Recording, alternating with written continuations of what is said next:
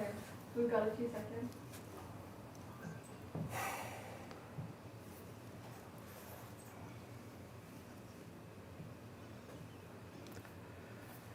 Hello everyone, hello and welcome to our coverage of the 44th Canadian election. We are live from Montreal at the Breach Studio.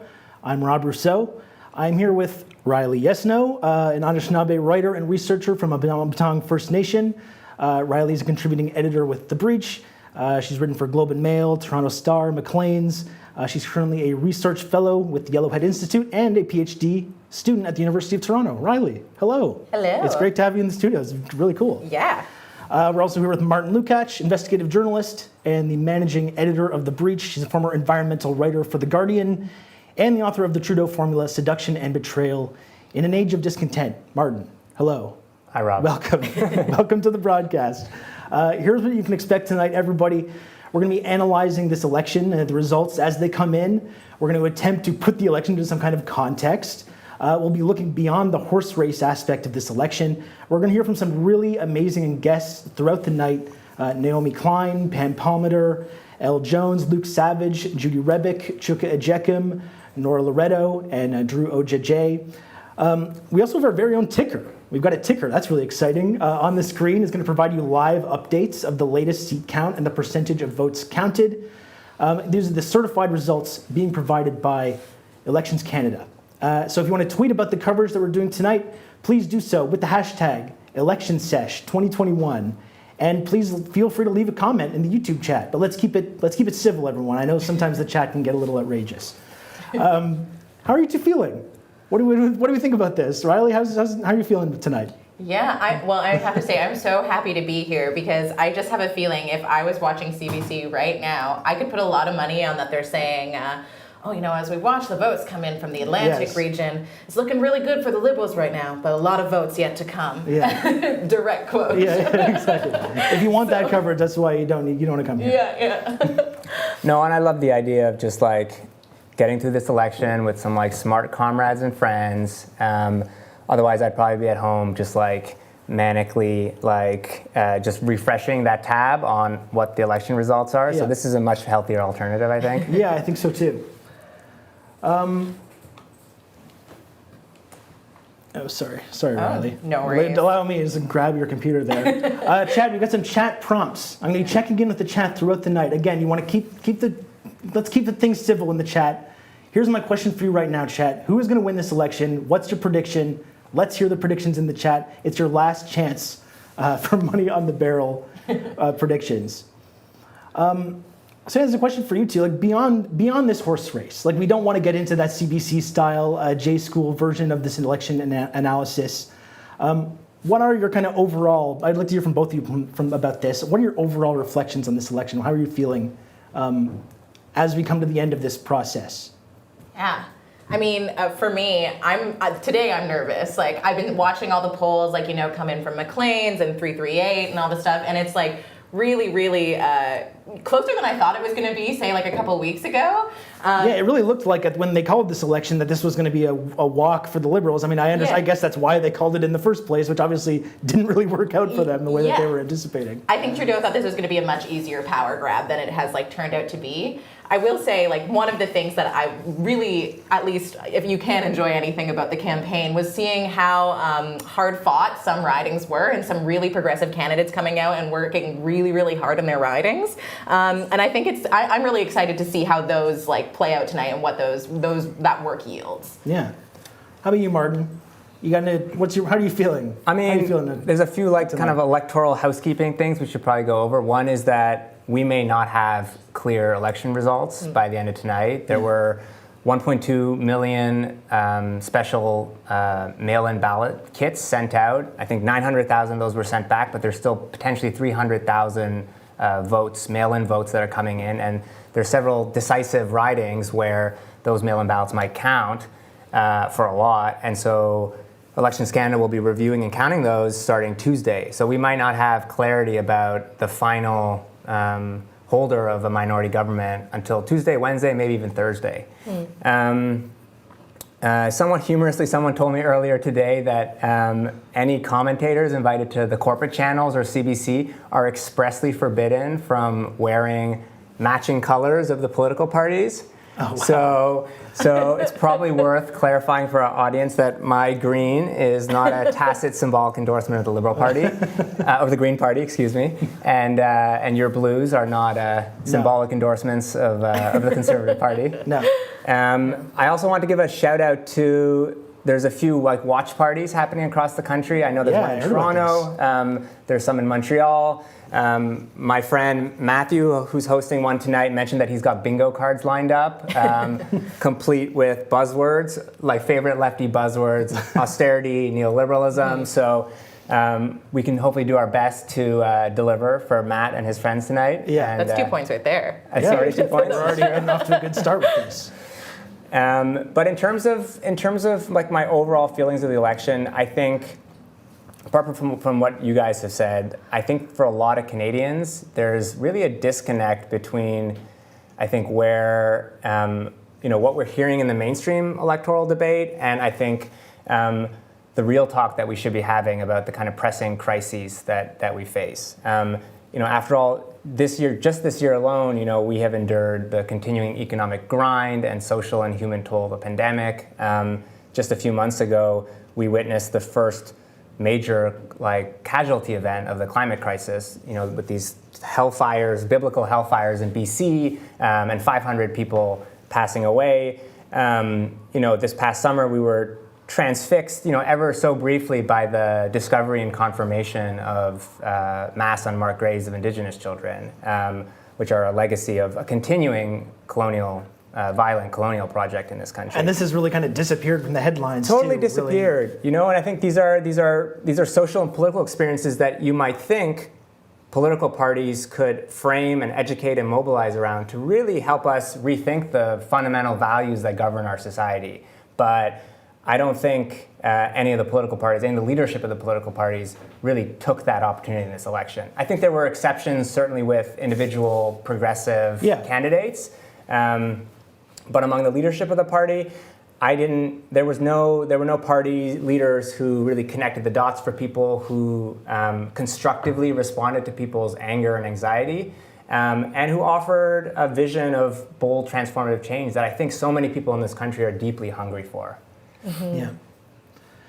Yeah. So have any of the parties named it or properly responded to it? This is a question, you were getting into that, but it is really disappointing the way that that particular subject has totally been kind of dropped. We saw a lot of time we covered the debate in the last debate, and there was a lot of conversation about Indigenous issues, but it seemed like a lot of talk with very little actual substance to it. That's been the really kind of disappointing thing when we talk about this issue. As you pointed out, Martin, it would have been a great example, a great opportunity for leadership of these parties to really try to educate people about the real history of this country that a lot of people growing up in this country aren't really exposed to. And it hasn't really been done. It's been really disappointing.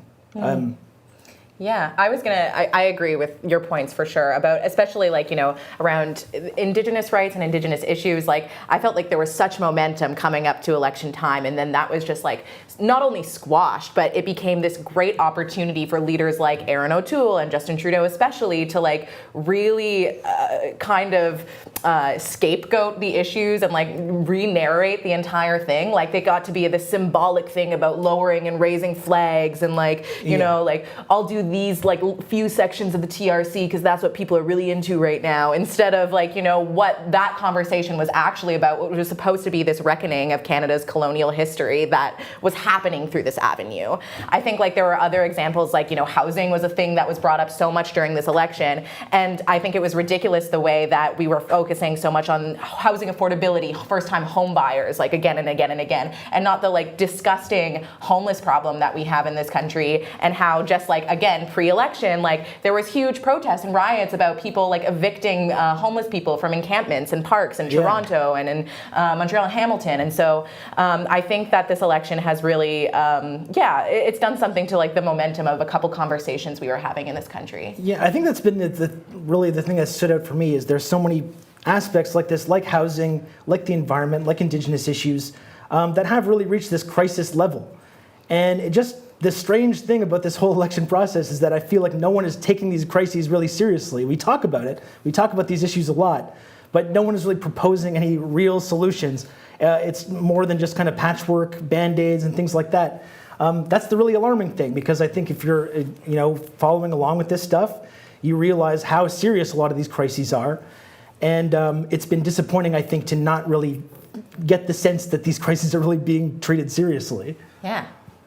Yeah, I think even when they say for the NDP and the Greens, they had some okay things in their platform, some things that I thought were actually really strong, but their complete failure I found to really communicate that with Canadians and to also go into things like the debate and really prop up those platform points that I think really would have shone and gone to Martin's point about how hungry people were for those progressive policies, is also a failure on the part of leadership that I was just this the entire time. Yeah. Well, Martin, did you have something else? Just that I think we're going to turn to Pam Palmater now. Let's get to our first interview. Yeah, our first interview is with Pam Palmater. She couldn't be here live tonight, but I believe, Martin, you spoke with her, right? And I understand she's very, very excited about this whole process of the election. I'm sure she's going to reassure us about this. Yeah, I spoke to her this afternoon. So. Yeah. So Pam, if you're not familiar with Pam Palmater, she's a Mi'kmaq lawyer, professor, writer, and a member of the Eel River Bar First Nation. She's a columnist with The Breach, the chair in Indigenous governance at Ryerson University, a regular media commentator, and the author of several books, including Indigenous Nationhood and Warrior Life. So Pam may only be able to join much later tonight, so we wanted to make sure that we got her on for an interview. We pre-recorded this interview with her a few hours ago, so let's hear from Pam Palmater. I'm sure it's a very, very busy day for you. Why don't we start by hearing some of your overall reflections on how the campaign has gone for different political parties? Well, I think my biggest reflection about the whole business of it is that there's a real disconnect between what Canadians think is important, not small pockets, but I mean overall what Canadians think are important, and what the federal party leaders are stomping around talking about.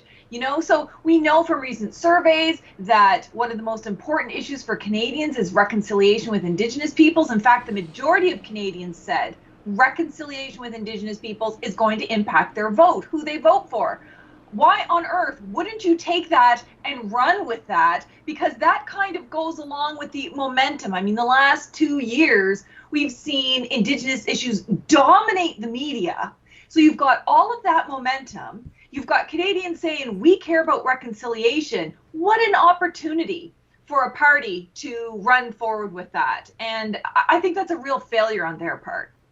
And speaking of the total absence of people grasping the importance of those issues and the momentum that would be theirs, how do you evaluate the different parties' platforms on Indigenous rights? I know you put out a video a few days ago that was excellent. Do you want to give us a summary of your take on that?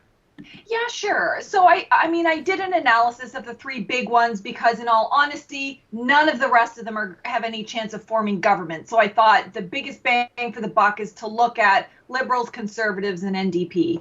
And there's good stuff in the Liberal platform, in the NDP platform. There's almost nothing in the Conservative platform. So that's my overall assessment. I really had to search, and not just word term searches, but read it over and over and over again and try to figure out something to actually add to the Conservative platform. So of those three, the Conservative platform is really lacking. So then it comes down to the Liberals and the NDP. Now, the Liberals and the NDP are promising similar things, addressing water, for example. They're going to have money for housing. They're going to address racism in healthcare. They're going to move forward and address some of the issues related to murdered and missing. So there's some commonalities there. But where there's some key differences is that the NDP have specifically stated that they're going to center Indigenous women and ensure equitable access to self-determination over lands, health, education, and get rid of sex discrimination in the Indian Act. Now, that's something that we have been litigating for decades, and every time Canada loses, it fails to do that. So if you go across all of those lines, you'll see that the other kinds of extras that the NDP add are they're going to stop litigation. against these First Nation kids in court. They're just simply going to implement all of these principles. Joyce's principle about racism in healthcare, Jordan's principle about making sure that kids get access to benefits whether they're on or off reserve, and of course, Shannon's dream, around education and properly funded education. So those are all really positive extras that are in the NDP platform that are not in the Liberal platform. However, I have to say, all three of them lack a solid land back agenda.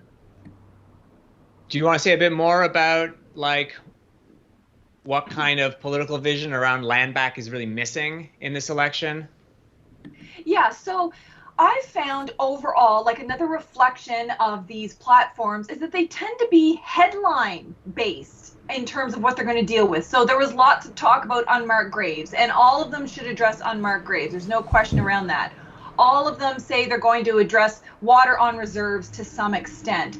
But it's the way that they kind of pick these things in isolation, which is really detached from the overall genocide of Indigenous peoples that specifically targets Indigenous women and girls. And what I didn't see was this understanding that we're not just talking about historic genocide, what happened in the past, like with residential schools, for example. We're talking about the ongoing genocide, and none of the parties took responsibility for that. I was really disappointed that the NDP tried to historicize the genocide as a legacy.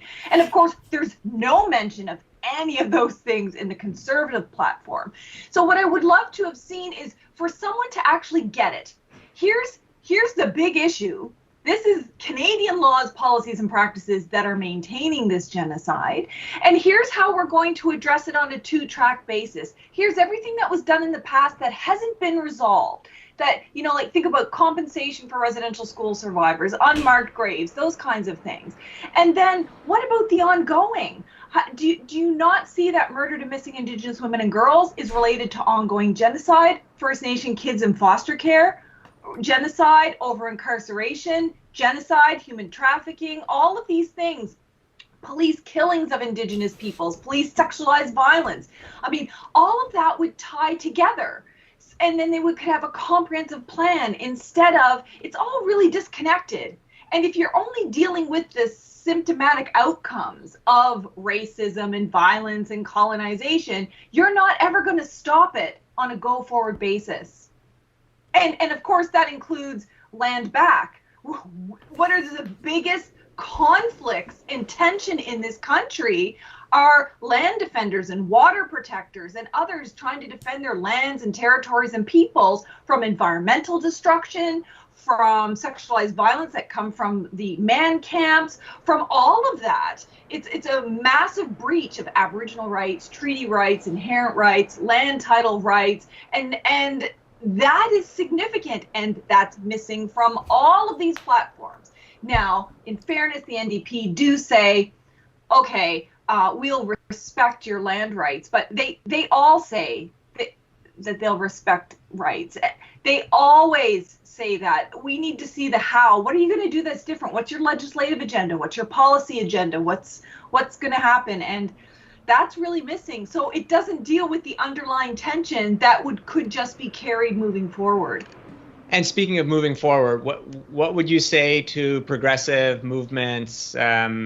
What's next for them, regardless of whether it's a liberal or conservative minority tomorrow morning? Well, I think the key is, we're pretty certain that whoever gets in, likely the Liberals, it's going to be a minority situation. It will be an absolute shock if someone got a majority. But so knowing that it's going to be a minority situation, and that acts as like a limit on the power. I don't think any party should be in a majority situation and have this, what they act like absolute power. So we know someone's going to be in a minority, and that means it requires working with another party. The best case scenario is NDP or Liberals either as the minority and having to work with each other because they're more progressive than the Conservatives, for example. I don't see any scenario where the Conservatives getting in is a good thing, even though they would have to work with the other parties, because that's when the bad deals go down, and that never works out for Indigenous peoples or Black peoples or women or, you know, any of the social issues or the climate for that matter. So I think that's probably what's going to happen. And I think if you look at overall, what did the Liberals do when they were a majority government versus what did the Liberals do when they were a minority government? Some of the most significant things that happened on the Indigenous file happened when they were in minority and they had to work with the NDP. So I think that's really the best of a bad situation. Do you want to say a bit more about what those smaller victories were under a Liberal minority? Yeah, so think about the Liberal government got in with their majority under like several core promises: addressing water on reserve, implementing all the TRC calls to actions, truth and reconciliation, having a national inquiry into murdered and missing Indigenous women, increasing funding for social programs that was devastated under the Conservative government. So these are the things, some of the things that we wanted to see coming in. Now, in their first 4 years in office, it took a long time to get the national inquiry going. It took a long time to get them to boost up the funding, and they haven't still fully boosted up the funding. One of the other things they promised was to implement UNDRIP, the United Nations Declaration on the Rights of Indigenous Peoples. And we were like, 4 years have gone by and we still didn't have legislation to implement UNDRIP. Fast forward to when they're in the minority, and now you've got the NDP constantly putting pressure on them in unison with Indigenous people, saying you have got to implement UNDRIP.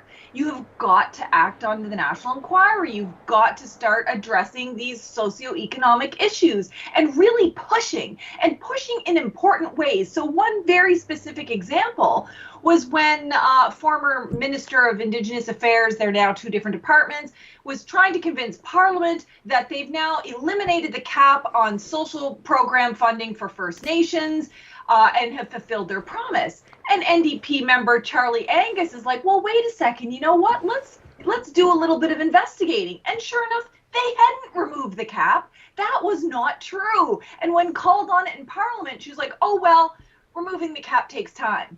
And so you had the NDP constantly there fact-checking and pushing and really moving towards those things. And we know that the Bill C-15, which implemented UNDRIP into law, which is significant, it's a piece of legislation at the international level that protects Indigenous rights, that was pushed by former NDP MP Romeo Saganash, who himself is Indigenous.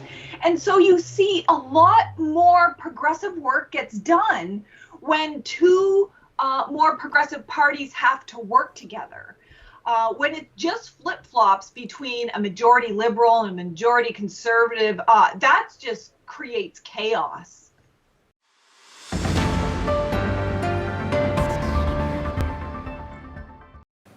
Thank you so much, Pam Palmater. I'm really happy that she could be part of this broadcast. We're always happy to hear from her. She doesn't hold back, Pam, does she? She kind of went off there. Riley, let's do riding watch. Yeah. Do you have any specific ridings you're like keeping your eye on tonight that we should talk about? Yeah, absolutely. I have a couple like that right now I think are probably pretty, apt to talk about, which is as the votes come in on the East Coast. I think all of the ridings pretty well in Newfoundland and Labrador are things that people should be paying attention to. I'm specifically thinking of Amy Norman up in Labrador, who's going up against a Liberal incumbent, Yvonne Jones, who's been there for a good couple of years now. But Amy Norman is like this completely amazing Inuk woman who was banned from Parliament actually in 2019 for protesting the Muskrat Falls Dam, and is just like this land protector, and has been petitioning really hard in Labrador and visiting communities that I don't think often get visited there.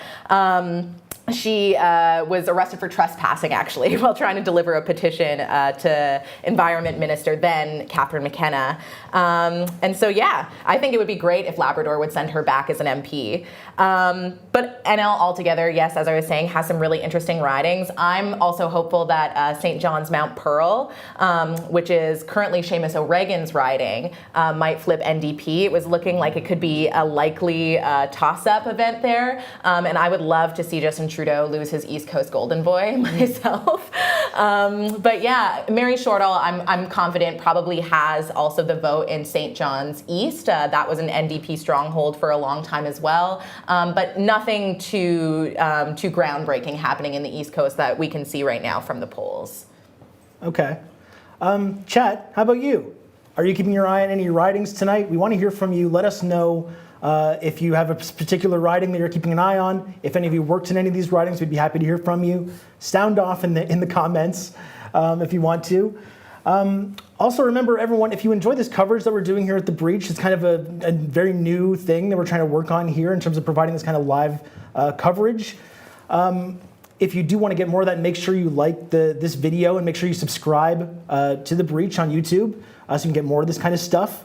And Martin, I wanted to ask you, like, while we're talking about this, just about The Breach in general, the Breach, this project, how do we get the funding? How did The Breach kind of come about, and what are the goals that we're trying to accomplish here?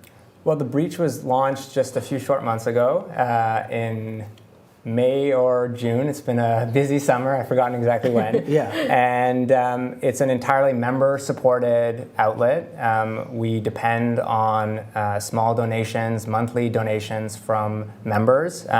So we ask for people to donate up to up to an hour of their wages a month. And at this point, we have between 1,500 and 1,600 paying members who support all our work and make this work possible. So if you like what we do, go to breachmedia.ca and throw in a few dollars to keep making it happen. Yeah. Here's a question I have for both of you, actually. I'm just wondering if we think, like, is this going to be a low turnout election because of this pandemic? This is anecdotal, obviously, but at my riding, when I went to vote today, it was completely kind of barren. There was not a lot of people there. I don't know what your experience was, but do we think that might be a factor in this election? Definitely. We've seen low turnouts in previous provincial elections that were held under the pandemic. I think that already, there's low voter turnout among young people. We've seen during the pandemic that older generations are more likely to vote. They also tend to vote conservative or liberal, so younger voters are more leaning towards the NDP and the Liberals. So that may be a factor. Hard to know, but we'll be seeing in the coming hours like what the vote numbers look like. Yeah, interesting because, of course, older voters are more likely to come out, but I think it would be also interesting to see if COVID impacts, I think they would be the less likely to go out and be scared to go out to the polls, say. So maybe that could affect turnout to some degree, but I don't know. But yeah, certainly in NL, when they had the provincial election, it was the lowest, historic turnout Newfoundland had ever seen. Yeah. Well, I guess you pointed out, it's true. It's like if we're expecting low youth voter turnout in this election, it goes back to what we were saying before, all these issues that young people are really passionate about. You and I were both young, Riley. We don't need to get into the details of who's more, younger, but, Radiate youth. Yeah, exactly. But it's true, though, that like all these issues that young people are really passionate about, like the climate, like housing, things that really affect young people, when they're not being treated that seriously, it's not really giving young people exactly a reason to rush out to the polls if they don't feel like these issues are being treated seriously by the major political parties. Yeah, absolutely. I mean, I think, when people talk about the youth vote, I think because the NDP lead right now so strong in the polls, and this is notable, I think, because of how well Justin Trudeau did in 2015 with the youth vote. And so because he turned them out in record numbers and now they've largely switched to Jagmeet Singh, people are like, oh, the NDP is doing so great. And I think the NDP is just doing the bare minimum to a demographic that is never campaigned to. To have a TikTok, to go on Twitch, to do whatever, resonates to some degree, but they do still largely fail with backing it up with actual policy, which is like, you need that. Both. And preferably that one. Yeah, actually. TikToks are not enough. I mean, it's nice, but yeah, ideally I love to see you longboard. Yeah. Ideally, you want actual action on these issues more than just these kinds of cursory, attempts to reach out to these young voters via social media and things like this. Absolutely, yeah. I guess another question that I had, Martin, obviously, I don't think we're in a situation where, the People's Party is going to actually win any seats in this election. But I think that they have been kind of surprising throughout this election, the way that we've seen these kind of rallies form. It does kind of seem like we have a problem with the far right in this country. I don't know if it's going to manifest tonight, like in the actual election, the seats that get picked up. But it is probably something we should be concerned about, right? It's kind of alarming seeing this kind of stuff start to happen. It's undoubtedly true that they have tapped into a cross-section of Canadians who are upset and angry and anti-vaxxer and anti-lockdown, and they've really managed to mobilize those numbers. And that's what I think we've seen that bump initially in the polls in the last few weeks. We'll see if they have the organizational strength to actually turn those numbers out. But I think if the numbers hold and they do poll in the 9, 10, 8 percentile, it does have the makings of a potential coherent political force for openly anti-immigrant, libertarian, far-right politics in this country. That being said, they've picked a very dubious kind of as an electoral strategy. It's quite dubious. Like in Canadian politics, generally, the way you find some success is you establish regional beachheads. It's like the Reform Party did in the 90s. Yeah. They were built on regional grievances. They won initial seats that way, and then once they became the official opposition, they turned their party into a national party. Mm-hmm. What Maxime Bernier has done is the opposite. He is trying to run nationally, and likely electorally, that's going to have absolutely no payoff. It's unlikely he'll win his own seat. Even tonight, he's campaigning in Saskatoon, not in Quebec. It might actually end up helping the Liberals, ironically, like if they end up cutting into the Conservative vote. Yeah, and we have seen that. And so, if anything, Maxime Bernier's strategy seems less about becoming an electoral force in this country than becoming a influencer or fixture in the kind of alt-right media ecosystem in North America. That said, if he does very well, that would be a very powerful position for him to keep influencing. But I do think that what's happening across the country by running in all the ridings, they are mostly peeling away Tory votes. And I think we'll see, for the most part, probably negligible. They won't have a huge impact on the Conservative Party, but in a few seats, they may result in the Tory loss. Yeah. I think that's kind of the really alarming thing, though, about following the PPC and following this kind of nascent far-right movement in this country. Obviously, there's always been like a deeply reactionary element like across this country, but this kind of new form of it that it's taking, it is really alarming because, like we're talking about, a lot of these like really serious crises. There's a lot of legitimate reasons for people to be very angry. And there's a lot of legitimate reasons for people to be, protesting and making politicians uncomfortable and becoming more radicalized. But the scary thing about this moment is you're seeing all that radicalization happening in the wrong direction. You have all these people protesting Trudeau's, rallies and speeches, not to call him out for his failures on climate or Indigenous issues or housing or any of these things, but because they think that he's some kind of radical communist. It's really kind of alarming, right? Because we should kind of want people to be becoming radicalized by this moment, and you kind of escape the feeling that it's happening in the wrong direction, right? Yeah, I think there's a lot to pick up there for organizers, and also like there's a myriad of factors that go into like this. I don't want to say rise. They have like 2% of the polls or something like that of the People's Party. But I'm like, I think also the role of the mainstream media in really like legitimizing them, giving them so much space. We've got to hear from the People's Party, according to our liberals in the media establishment. We might find their views abhorrent, but we have to hear them out. Yeah. It's like, do we though? Do we really? I don't know. Absolutely. I mean, that's a lot of the same thing. It's like you see the people in mainstream media in this country will often say, they'll denounce the rebel, for instance, and then they'll use, on the same hand, they'll say, but also Press Progress, And, we know people at Press Progress, they do a really great work. But people have this kind of view, this kind of centrist view of things where, it's just two different extremes and we have to equally denounce them. They'll probably say the same thing about the breach, right? It's going to be the same thing. It's really unfortunate, and it's just helping fuel these far-right movements. It's helping legitimize them, it's kind of alarming. It's kind of alarming as we're going to see this progress. Yeah, absolutely.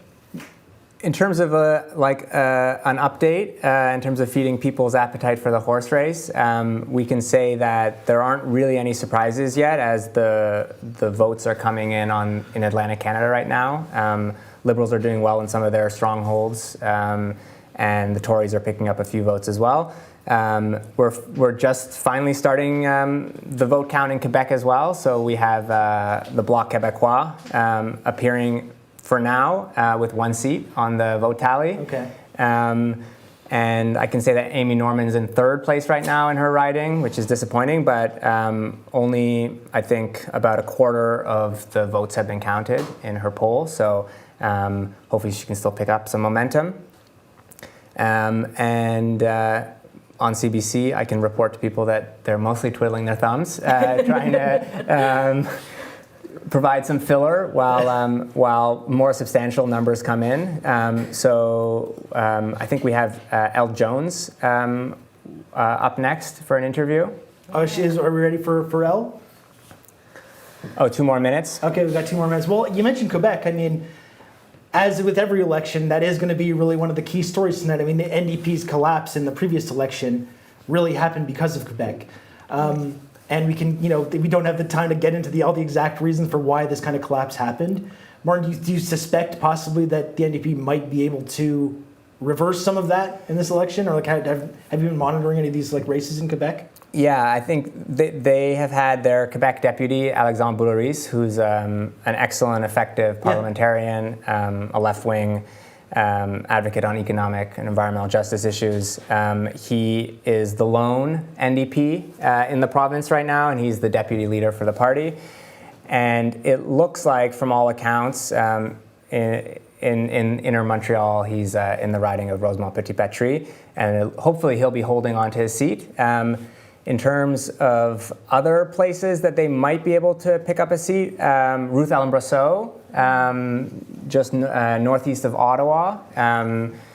She is running again after she was somewhat notoriously a winner in 2011, even though she was one of these kind of stand-in filler candidates, and she had spent most of the campaign actually in we all should have run in Las that Vegas. election. That would have been, in hindsight, that would have made a lot of sense. So she was lambasted by the media for spending her election in Las Vegas, but then she actually turned out to be a really strong advocate for workers' rights and for the people of her community. So she's back running again now. She's really well liked. That could be a place where the NDP picks up a vote.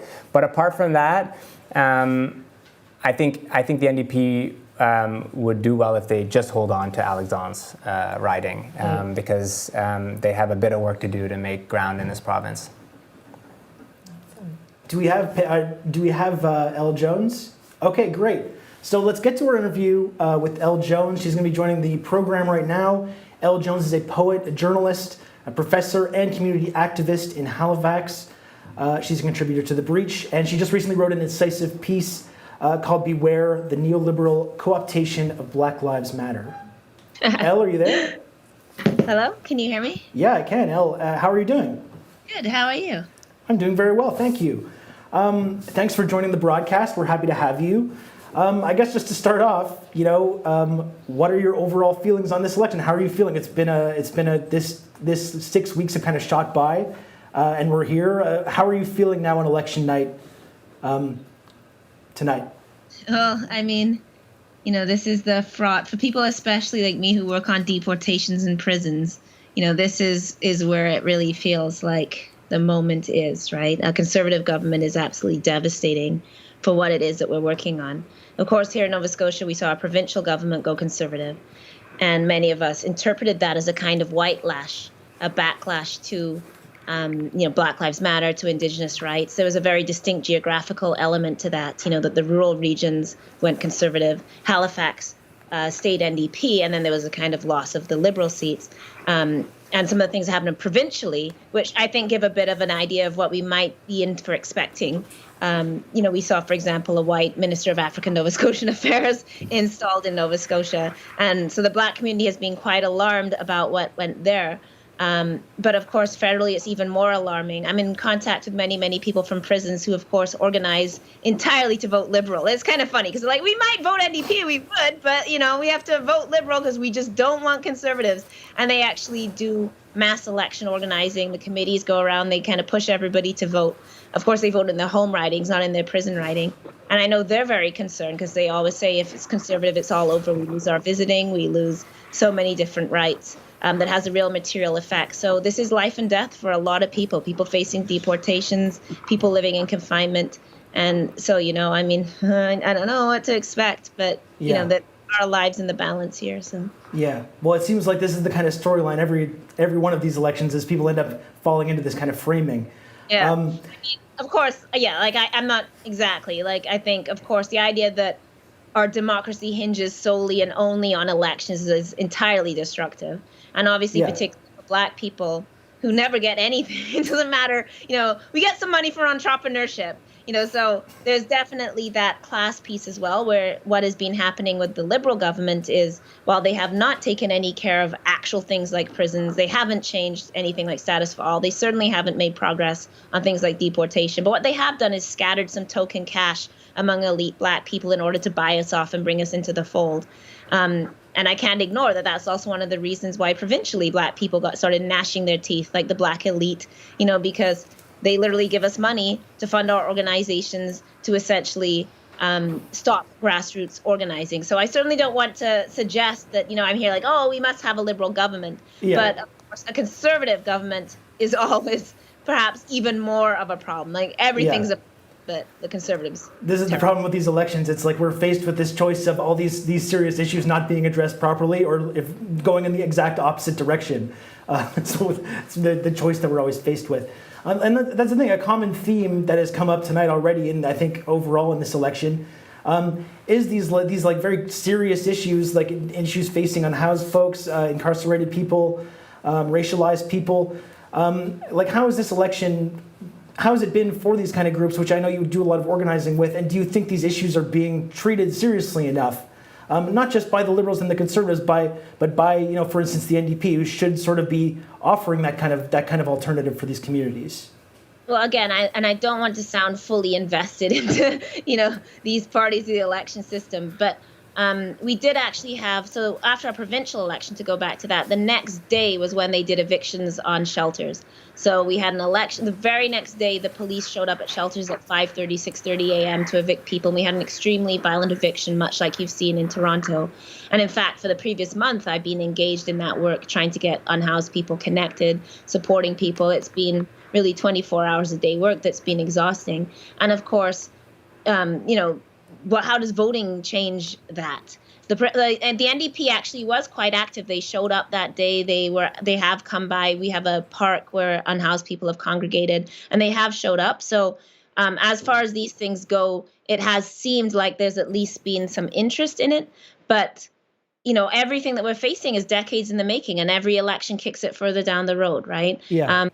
When Trudeau came in, you know, he said in 2015 he was going to address parole, he was going to address these things. Those serious reforms haven't been done, and I haven't particularly seen Jagmeet Singh step up on those matters either.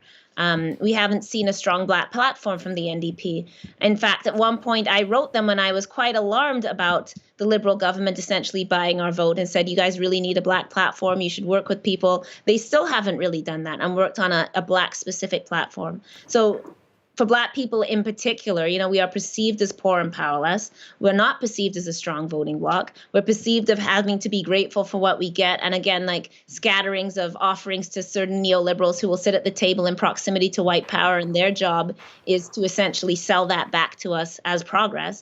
But what we don't see is anything real in terms of people taking seriously migrant workers, people taking seriously the unhoused, taking seriously criminalization, serious things about prison. I mean, we have, you know, an Office of Public Safety and a Minister of Public Safety, which is more or less dedicated to anti-Blackness. We might as well just call it the Minister of Anti-Blackness. It's guns, drugs, borders. You know, these are all the things essentially to police us. And nobody takes that seriously. We have no serious anti-war discourse. It never even makes the debates. We don't talk about the military. We don't talk about military funding. We certainly don't talk about Canada's activities in Africa, what we did in Haiti. Like, that foreign policy is nowhere to be found. And that directly impacts Black people, as well as, of course, refugees, migrants. So there's never any full discourse that really helpful to us to engage in. And as you said, we get continually trapped in lesser evil discourse. Well, it's as good as you can get discourse. And for our community, of course, it is extremely difficult to organize when we're always on the knife edge of, facing disaster, trying to pay our bills. People don't actually have the time to do the long-term sustained organizing, not just hitting the streets for BLM protests, not just the summer of George Floyd, but organizing even about, if we care about elections, even doing that pre-election work is very, very difficult. So we have strategically and deliberately lost our power to organize as Black people. I think of Black United Front in Halifax in the 70s, organized by Rocky Jones and others, where their goal was to create a political force among Black people. They looked at what happened in Africville, and they said, so this is the, obviously, eviction of Africville, the clearance of Africville, and they understood that we needed a political organ in order to effectively stand up to the state, and tried to create the Black United Front, which is immediately co-opted by forces inside the community and immediately appropriated by government. And that eventually led to the creation of many of these government organizations that we now have, scattered in our community, that are deliberately imposed, one, to prevent grassroots activity, and two, to really I would say that they're to also, from grassroots organizing, and then also really prevented for us to have this kind of access to our own government. And we have continued to live that out. So that has been a continual problem that we've really been living, and also to turn us into social workers and not political actors, right? So we are very much encouraged to do this sort of crisis social work with each other, which is necessary, responding to the prison call, trying to get people into shelter. These are things we end up doing, but what we don't end up having the time to do is organizing more broadly and politically. We still don't have a Black political organ in this country. We don't have any sort of political voice. We don't organize in that way. We don't have it wouldn't be a newspaper now, but you know what I mean? Like, these are things that we actually lack that make effective organizing nationally extremely difficult, especially when we have a complex community. It's not one group of people. We're migrants, we're immigrants, we're middle-class immigrants, we're, people living in, we have a whole range that we need to somehow manage to organize and not just mobilize. And that has been very difficult, deliberately so, by decades of government policy to prevent that political power. And then we live that out on nights like tonight, where it's just we'll just vote Liberal and maybe they'll scatter some cash at us. Yeah. Well, I certainly understand and empathize with your position that it is somewhat painful to have to break everything down through this electoral lens. One thing I try to tell myself, though, is that these election seasons do kind of bring a bunch of people, or a lot of new people, into the political process that start paying attention to these issues that maybe they wouldn't be paying attention to throughout the rest of the year, when these elections aren't going on. So even if we do agree that a lot of these serious issues aren't really being addressed electorally, it does provide us, I think, an opportunity to speak to these issues and speak to sort of a new group of people that maybe aren't as plugged in, at other times, right? Yeah, and it also reveals a lot about our national narratives. Perhaps we can be instructed in other ways, but one thinks, of course, of all the major parties writing to the media and complaining that, people described, the bill in Quebec as discriminatory, right? Yeah. So we're not going to complain that it's actually discriminatory. We're just going to complain about using the word discriminatory. And of course, that's just about coddling voters in Quebec, right? That, oh no, if we suggest that this is somehow racist or xenophobic, then Quebec won't vote for us. And so we always have these particular discourses on race. Last election, it was, of course, blackface, but then that somewhat extinguished itself by the time the actual election. I always go back to the fact that CBC did not have a single Black voice the entire election night. And I was, in fact, invited among other people. It's not that they didn't invite any Black people, to be clear. They just simply didn't put any Black people on the actual air.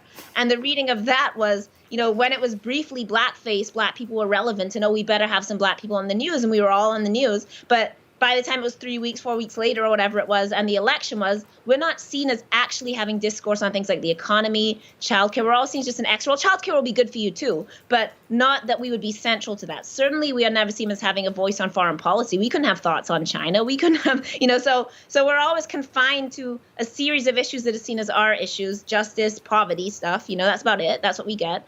And then we are literally exited from the political landscape while discussions go on around us, and then nobody mentions the word race on election night, right? They will talk about the West and the Western Conservative, and never mention race in that entire landscape.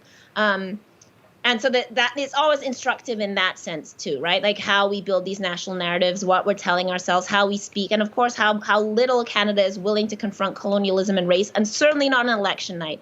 Even if, say, CBC as a public broadcaster will at other times discuss Indigenous issues or whatever, they don't necessarily see election night as a place to really get into that. And you'll have always one rogue commentator who manages to, squeeze these issues in. So it always shows you as well, of course, Canada set the colonial narratives around what really matters, who's really a citizen. And this becomes ongoing and installed through this process. So I don't mean to sound entirely cynical. I'm just saying, this is what we're facing, right? I understand the cynicism, believe me. I think everyone watching probably understands that cynicism. I wanted to ask you, while we still have you as well, about this case of the high-profile former Liberal Selina Cesar-Chivanis, who left the Liberal government, accusing it of tokenism, and is now throwing her support to the Conservatives in this election. What did you make of that? Well, I mean, I want to go back to when we were fighting the deportation of Abdul Abdi in 2018, which was, for a period of time, the #1 national story. This was a huge story. So this was a Somali youth who, along with his sister, was brought to my province, Nova Scotia, and they were taken into the foster care system. They did not get citizenship, and then Abdul was facing deportation. And there was a massive national movement to fight that. I raised that because not a single member of the Black Caucus would even tweet for us, and I include MP Selina Chivanis in that. We couldn't even get them to send a tweet, never mind to stand up in Parliament. And then we hear about how these Black politicians are doing so much for us, and they fought justice and they've done these things, and I can't see the evidence of any of that. In fact, all I've ever seen them do is come out and defend blackface, as all of them did, when they were summoned, stand on stage when we recognize a decade of people of African descent 3 years too late. These are the kind of things we get. So what's interesting about former MP Selina Chivanis is she has kind of reworked herself post being in office as a progressive, which I don't think actually met her legislative record. It's hard to point to anything she actually did in Parliament to advance these issues. And no one ever questions that, right? We're not actually ever, whenever you see an interview, no one ever actually says, can you show me what you actually did? We just accept this. So I say this to say it is less surprising than they were perhaps supposed to see it. And we, of course, know that her narrative, we know her narrative with Trudeau. We know that obviously that was personally painful. I don't discount, I'm not surprised by that. In fact, it's not like we weren't saying Trudeau wasn't SH since 2015, so it's like when everybody else realized it, it's not like they came back to those of us that said that and admitted we were right. While we're fighting Trudeau on a deportation, they certainly didn't support us on that and understand that Trudeau actually didn't help Black people. Then when they have a personal experience, Trudeau's nothing. And I'm like, yeah, but he always was. So I don't know why you're just discovering this. And then, of course, it becomes a personal sort of, now I'm going to vote Conservative. So, I'm not only voting Conservative, but wearing blue. So, yeah. I can't begin to interpret her actions. I can interpret them through the lens of personal feeling. I don't know if it was about getting in the media, needing to sort of escalate in order to be able to respond to the debate. I think she wanted to do that. I don't know her personally, so I can't speak on that. It certainly was a miscalculation if she's trying to speak to Black people who haven't been particularly critical of any of our public figures for various reasons to do with, histories of white supremacy, our reluctance to call each other out in public, all of those things. Certainly I saw as much backlash as you would ever expect to see on a prominent Black public figure for that. Somebody said, I regret every second I spent sending out flyers for you, like this kind of thing. But I also think that in that sense, it's also misguided and that is our only place for criticism. So now people will say, oh my God, I can't believe she did that. But nobody will recognize that not just her, and I won't single her out here, that the Black Caucus has never been responsive to us. So I can cite Abdul, but I can also cite prisons. I can cite so many things where you've had a completely non-responsive Black Caucus who sets themselves up as our voice, but then is too scared or doesn't want to or doesn't see it as politically expedient to actually serve us, to actually take a stance for us. We're supposed to hold them up as leaders and then get shocked when they turn out to be self-interested. I'm like, they're all self-interested. She is no different. I'm not going to single her out as worse. Anna-May Paul has, used racism and sexism, and said, oh, this is all racist and sexist while denying her own treatment of Palestinians, right? Like this is happening. I don't want to single out Black women, like because I'm a Black woman, it also matters to me more, but let us acknowledge that racism and sexism is always alive and present for Black women. I will never discount its presence. I will never discount the trauma that Black women go through. And I will never say that Black women deserve more criticism for their actions than, you know, the many, many awful and terrible actions taken by white people all over the place that skate. So I'm only saying this as a Black person. I do also think, though, that we have to have that discourse as well in our community. And that is to do with, I think, how politicians have become celebrities, how they become public figures, how they, you know, there's now an idea, I think, that running for office is getting you attention. It's about all these other things. And what it is not about is actually taking a stand to serve the grassroots. And that is present throughout. So I suppose this is where people then say you're so critical of the elite, you know, you're poisonous. You know, you get people very upset with this idea that you criticize these respectable, titled people. But this is a legacy of a long history of when we were politically disempowered and had to rely on a few figures. And it is 2021. And as Black people, we are going to have to learn that having a minister of immigration who deports Black people is not liberation. Having a Black prime minister, if we got one, would not signal liberation. We all learned that with Obama. You know, and so this is also our problem, that, you know, not just the general investment in the electoral system, but on top of that, we have an investment in having made it, having a voice at the table, finally being, you know, able to participate in this like capitalist patriarchal system in some kind of full way. And those are very powerful narratives. And then when those individuals cannot stand up for those narratives, that, you know, MP Selena is not perfect, right? Like, she's not actually a Black hero. She's not actually a grassroots figure. She's no worse than anybody else. But yes, that move to the Conservatives, I think, perhaps said something about how little politics have become about policy, how little they become about principle, and how much they are about battles of character, who's mean to who looks this way, who does that, identity, all these other things, except for what you actually do when you're present. So a couple of weeks ago on Dr. Vibe Black Talk, we had a pretty heated discussion about this. So if people are more interested in how some of the Black community, obviously we don't represent the entire community in any way, but many Black commenters were speaking on that issue at that point. So people can find that from the Dr. Vibe show, Talking Black. It would have been right after it happened, so the Sunday after she announced that. So I encourage people to look at that for a more fulsome discussion. Yeah, I agree with that. And thank you so much, Elle, for joining the broadcast. It was great to speak to you about these issues. Thanks for joining you. We'll have to do it again on the next broadcast we do. Thank you, everybody. Take care. Take care. I'm going to go watch these returns. All right. Yeah, please enjoy. Yeah, we are as well. Okay. Well, that was great. Riley, that was a really great talk with Elle Jones. Did anything stand out to you from what we just heard from Elle? Yeah, I really appreciated all of Elle's experience and like the insight she can offer us in terms of organizing under different governments, how different, you know, marginalized communities have been experiencing election season as well. I also really appreciated her critique, which like I've been like also, you know, just like so frustrated with this election about Canada's lack of any conversation around foreign affairs. Yes. You know, when we tried to have like during the debate, I'm thinking we tried to have a mini conversation about Afghanistan, and it was just like, how sad is that? Wow. Yeah. And we didn't do enough imperialism. Yeah, exactly. Yeah. And like how frustrating it was. None of the media, not the debate, you know, the debate host, not any of the party leaders, Jagmeet Singh, Annamie Paul, coming in and talking about Canada's imperialism and bringing in, you know, maybe tougher questions around that. The re-narration and just like the reassertion of these lies about Canada during the election has been so painful to watch, and I think speaks a lot to what Elle was saying. Yeah, and it's actually not quite accurate what you were just saying, that these issues weren't discussed, because something that came up just over the last couple of days that I found incredibly bizarre, which is that that interview with Jagmeet Singh in The Guardian where he talked about AUKUS, the new military alliance with Australia and the United States and the UK, criticizing Trudeau kind of from the right on this, kind of suggesting that we actually need to entangle ourselves more with American foreign policy. We need to ratchet up tensions with China. We need to, you know, do this stuff even more. Like, Trudeau's not doing it enough. That was just a moment that I had to kind of shake my head, because, it's really kind of disappointing, I think, to have the leader of the NDP kind of making this argument as we're closing out an election, getting to Trudeau's right on foreign policy. Yeah, absolutely. Wow. What did you make of that, Martin? No, I felt the same. There's another thing I want to pick up on what Elle was speaking about. I mean, Elle always just breathes fire. Yes.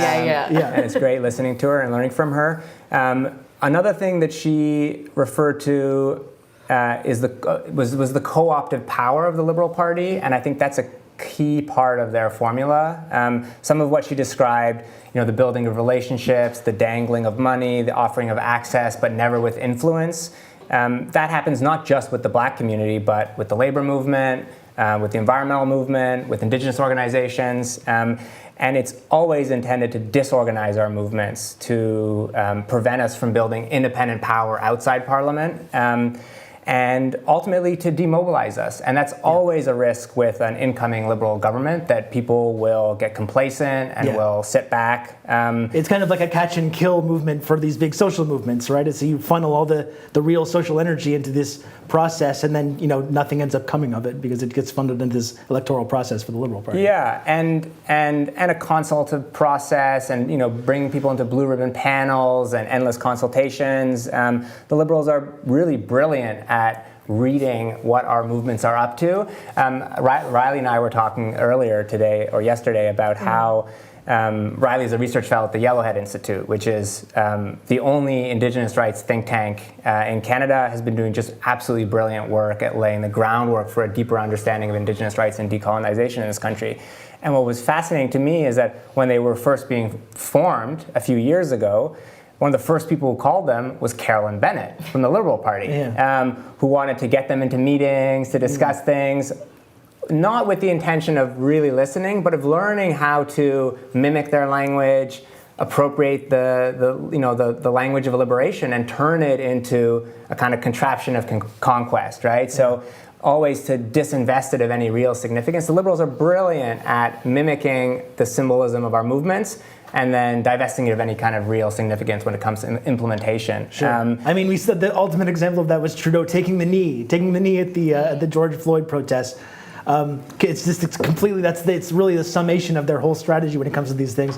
Just these completely symbolic gestures, whether Pride it's parades, that, the Pride Parade, the socks, lowering the flags to half-mast. It's all climate just these rallies. Climate rallies. Yeah, I'm protesting myself at the climate rally. That's. But what's striking to me is that a political party like the NDP, who were also offered the opportunity to meet and develop a relationship with the Yellowhead Institute in a really deep way, just ignored the offer. Yeah. So the Liberals are smart enough to know what's up, but aren't really interested in grappling seriously with the progressive implications of these things. Yeah. Can we unpack why that is, though? Because there's some really great Indigenous MPs within the NDP. There's people, activists within the party that understand these issues and want to fight for these things. Like, where is the disconnect there with the activist level and the leadership of the NDP? Like, why can't they get on board with these things? I think there's definitely, there's some stellar individual MPs,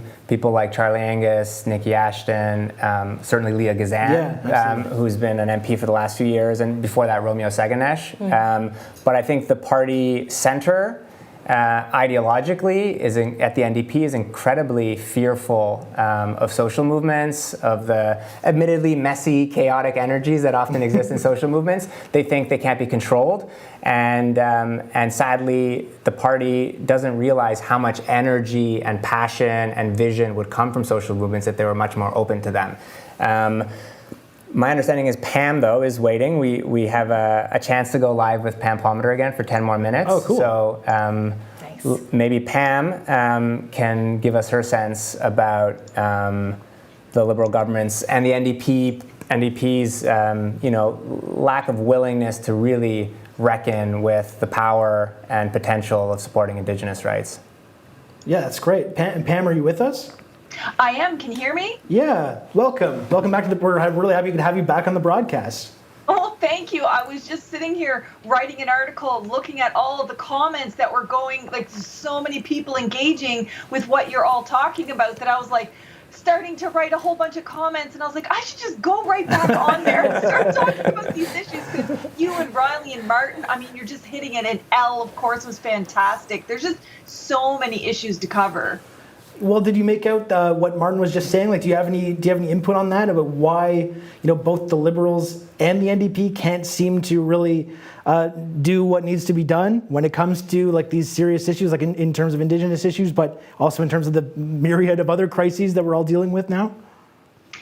I think they're still too busy chasing headlines, and then that gets them following and focused on what they think will be a wedge issue out of those headlines, instead of really looking at comprehensive policy. So instead of looking at so-called stakeholders, I wonder what we can do for people who care about climate and elderly people and youth and Indigenous, and making it like this basket where you just cherry pick random things to, so that you can check a box and say we've got something for everybody, and then really campaign around that, instead of really looking at it holistically. What does this country need in terms of human rights, in terms of addressing climate change, in terms of economic issues and supports for people, the pandemic, international relations, and then make sure that everything that you do, everything that's in your policy is linked. How on earth could we treat Indigenous issues as some separate side issue when it's very clearly linked to climate change? It's clearly linked to human rights. It's clearly linked to anti-poverty, housing, the economy, international issues, in fact, trade, all of these things. And if you do that across the board, I mean, look at the issues that women care very much about in terms of, childcare and family supports and being able to get fair pay, fair wages. All of these things are interconnected, and like real leaders and real governments see government from that bigger picture of how to govern a nation. But so long as they develop these platforms based on what their communications people say, the pollsters say, all of these really old school ideas about how to win elections, that's a very different question. How to win an election versus how to actually present a comprehensive vision for a country. And I think on that front, even the most progressive of these parties really fall down. Yeah, and I think what you're speaking to as well, this is something Martin's been talking about a lot lately, is you have, especially with the Liberal Party, to an extent the NDP as well, who are trying to make moves towards appeasing these kind of social movements. They're trying to use the language of social justice. They're trying to use the language of Indigenous rights. And they're trying to speak to all these serious issues that we've been talking about, while also assuring capital that their interests are going to be represented as well. And that's the kind of elephant in the room here, is that like these are mutually exclusive. Like you eventually have to choose between whether keeping big business and capital happy, or actually meaningfully addressing what these social movements are asking for, right? Oh, well, exactly. And keep in mind what these social movements are. These are citizens. These are the real governments. So in a democracy, the real government is supposed to be about the people, that these people that are elected are just the spokespeople. They're, doing the bidding of the citizens. And so, the social movements are saying, here, these citizens, here's what you need to be doing. So they ignore these social movements at their own peril. And notice how many social movements. We're not just talking about one random, idle no more that happened at this particular state in time. We're talking about Indigenous rights movements, anti-poverty movements, workers' rights movements, women's rights movements, housing, fair justice. Like all of these movements are about people and the environment, essentially human rights and environmental issues. And governments need to say, well, oh my gosh, this is the real government in action. Instead of appropriating their language and setting them to the side or co-opting them, we should actually be governing, because it's the citizens who are out front leading in that regard. Because here's the dangerous flip side. If they don't do it, they're going to fall behind, because we know the Conservatives and groups like the People's Party of Canada are watching the opposite social movement, the rise of the far right, the populist movement, the white supremacist movement, the incels, all of the hate groups. And they are doing what they can to kind of jump on board and follow what they're doing and implement their views into their plans and their governing strategies and who they talk to, how they talk to, the messages that they make. And so they're effectively trying to ride this far right populist wave that Trump was able to ride in the United States. That's the last thing we want to happen in this country, to let these groups get a wedge or a foothold over directing what is going to be social policy moving forward. So progressive governments need to actually work with citizens, involve citizens in meaningful ways, and adopt these movements as their governing policies going forward. Or we're going to let these other ones, these very dangerous and violent ones, get a foothold. Yeah, I mean, as we saw in the U.S., I mean, I think it's an interesting example because, Erin O'Toole in this election, he's kind of tried to triangulate. He's tried to make nods towards these far-right movements while also appearing kind of more moderate and not scaring away people too much. But as we saw in the United States with Donald Trump, when a conservative leader came along that just openly courts these movements and is just openly belligerent towards, people of color, immigrants, and all these marginalized groups, there's a big constituency for that, as I don't doubt that there would be in this country as well. And as we saw in the United States, a lot of these sort of sensible conservatives all lined up behind Trump as soon as they saw that people were voting for him. And that's the kind of thing that I've been alarmed by over the last couple of years following these kind of far-right movements is, the idea that eventually a conservative leader is going to come along that's going to understand exactly how to harness these really dangerous constituencies. I don't think Erin O'Toole is yet, but I think this moment could still happen in this country, and it's very, very dangerous. And I think we're in the early stages of that because most people are comparing the Liberal NDP and Conservative platforms. I myself did that. But long before I did that, I compared the Conservative platform and the People's Party of Canada platform. And most people would be shocked. Literally, issue for issue, they are nearly identical. The wording might be different. So the People's Party of Canada has no problems coming out and saying things directly. But the Conservatives very carefully craft the exact same things. They're effectively the same people. Sure. We know that the People's Party of Canada was born out of the Conservative Party and that there are still super far-right people in the Conservative Party. And so these two platforms on everything in terms of repealing human rights, protections, expanding so-called free speech, aka hate speech, attacking institutions like CBC, for example, winding down COVID benefits, ending out social what they're calling social bailouts or protections for people, no real action on Indigenous issues, attacking and limiting immigration, and even on refugee statuses. Supporting pipelines. I mean, oil and gas seems to get a nod, but if you look at the People's Party of Canada, they're the party against everything. What the Conservatives have done is essentially offered the same platform, but they make it look like it's attached to something that you might like. And that's what's really dangerous. Yeah. We can shove off the People's Party, but not the Conservative Party because they're trying to convince people that there's somehow some unity between the far right and what they consider to be the normal right. Yeah, it's basically just a question of using dog whistles versus just openly saying these things. Eventually, a conservative leader is going to come along that's going to understand how to unite these kind of two conservative groups. Pam, thanks so much for calling in. It's a real pleasure that you could call in again. We're happy to have you again on the broadcast, and we'll talk to you again soon. Okay? Yeah, talk soon. So that's Pam Palmater again. Always a powerhouse. Yeah. Never not. No. Yeah, always happy to hear from her. Martin, did you pick up on anything that you wanted to comment on there? Well, in 10 minutes, we're going to be getting a close of the polls in Quebec and Ontario, and there's a lot of seats in play there, obviously. The Conservatives are trying to make some breakthroughs in Quebec, which could have an impact on the overall picture for the country. They're also obviously looking to pick up some seats in the 905 in the kind of Toronto suburban region. Those are really key if they want to pick up votes outside of their main Prairie and Western block. Without those, they don't really have a chance. Certainly not at a majority, but likely not at a minority either. So in 10 minutes or so, we'll start getting some of those numbers. Might be a good chance to just talk about some of the ridings that we're watching in Central Canada. Let's hear some more of the ridings. I'm really curious to see what happens in downtown Toronto.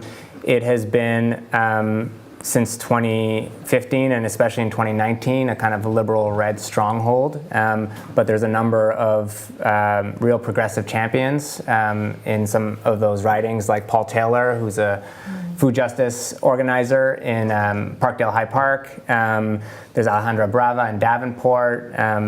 Another riding up for plays in the Danforth on the east side. So those are all ridings where the Liberals, in 2019, when there was a lot of momentum for the NDP, they were still able to turn it around by appealing to the kind of strategic vote argument, which ultimately is a kind of piece of core political and moral blackmail that the Liberals deploy very effectively. Yes. So I'm curious to see if, and hopeful, if some of these NDP candidates can break through there. So that's one we'll be watching.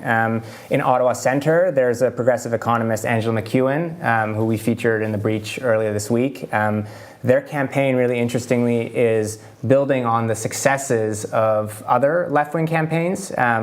So Joel Hardin, a terrific left-wing MLA in Ontario for the NDP, he was elected on the strength of a kind of Bernie Sanders-style big organizing campaign, which really empowered almost 1,000 volunteers to take on leadership roles in the campaign. I know Courage was deeply involved. Deeply involved. The Leap was also one of the inspirations for Joel. And so there was really a core of left-wing organizers who were trained and empowered through that campaign, who then went on to help elect a few kind of municipal socialists in Ottawa, and now many of them have coalesced behind Angela's campaign. And according to the polls, she's running very tight with the same Liberal who Joel defeated in the provincial election, Yasser Naqvi, who was the Attorney General previously for the Liberal government provincially. So that's one we're looking to see if she can break through, and that, of course, with Catherine McKenna's riding. But I imagine that many people are quite disappointed with the role that she played in the federal government, pushing pipelines, putting forward a very feeble climate plan. So fingers crossed for Angela. A bit further afield, one that I have my eyes on in the Prairies is Tria Donaldson, who's a really terrific Indigenous and labor organizer, longtime climate activist. She is running against a Conservative, and they're also neck and neck. So we're watching to see if she can break through there as well. And she would be the first Indigenous MP ever elected in Saskatchewan if she wins. Yeah. Nice. Yeah, that is exciting. Yeah, I also have my eye on a couple ridings in Ontario that I'm eager to see come in. So first was York Southwestern, where How Amire is. And so she has been a long time candidate in this riding. She's done a lot of grassroots organizing to get people out there. It's a huge working class population, a huge Jamaican population, which she represents.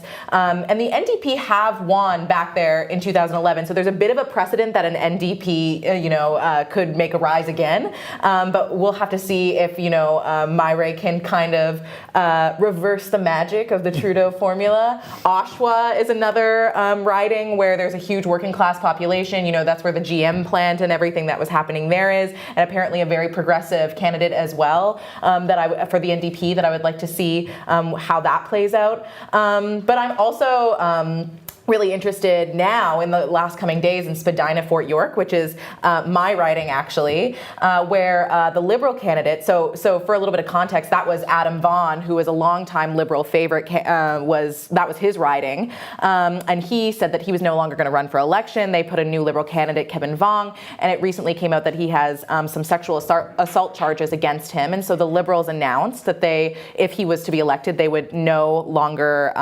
be part of the Liberal caucus.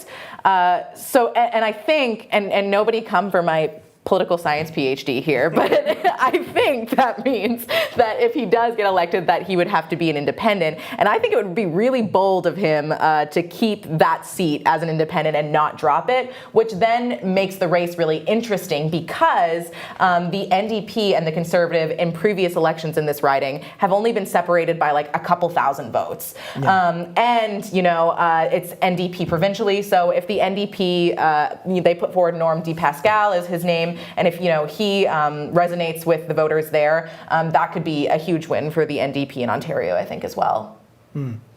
Yeah. Well, a couple of ridings we should all be paying attention to on this. Martin, do we have any updates in terms of the overall numbers? The info coming in on the ticker? I can't see our amazing ticker, so I don't have access to this. Well, there's still 300 seats to come, but right now we have Liberals clocked in around 25 seats currently, though of course I don't think a single... we are finally having some ridings actually get called on the East Coast, like in PEI, and the Liberals are unsurprisingly at about 25 seats right now of the 35 that have been called so far, and Conservatives have about 9 seats. So again, no surprises as far as my undergrad in poli-sci would lead me to believe.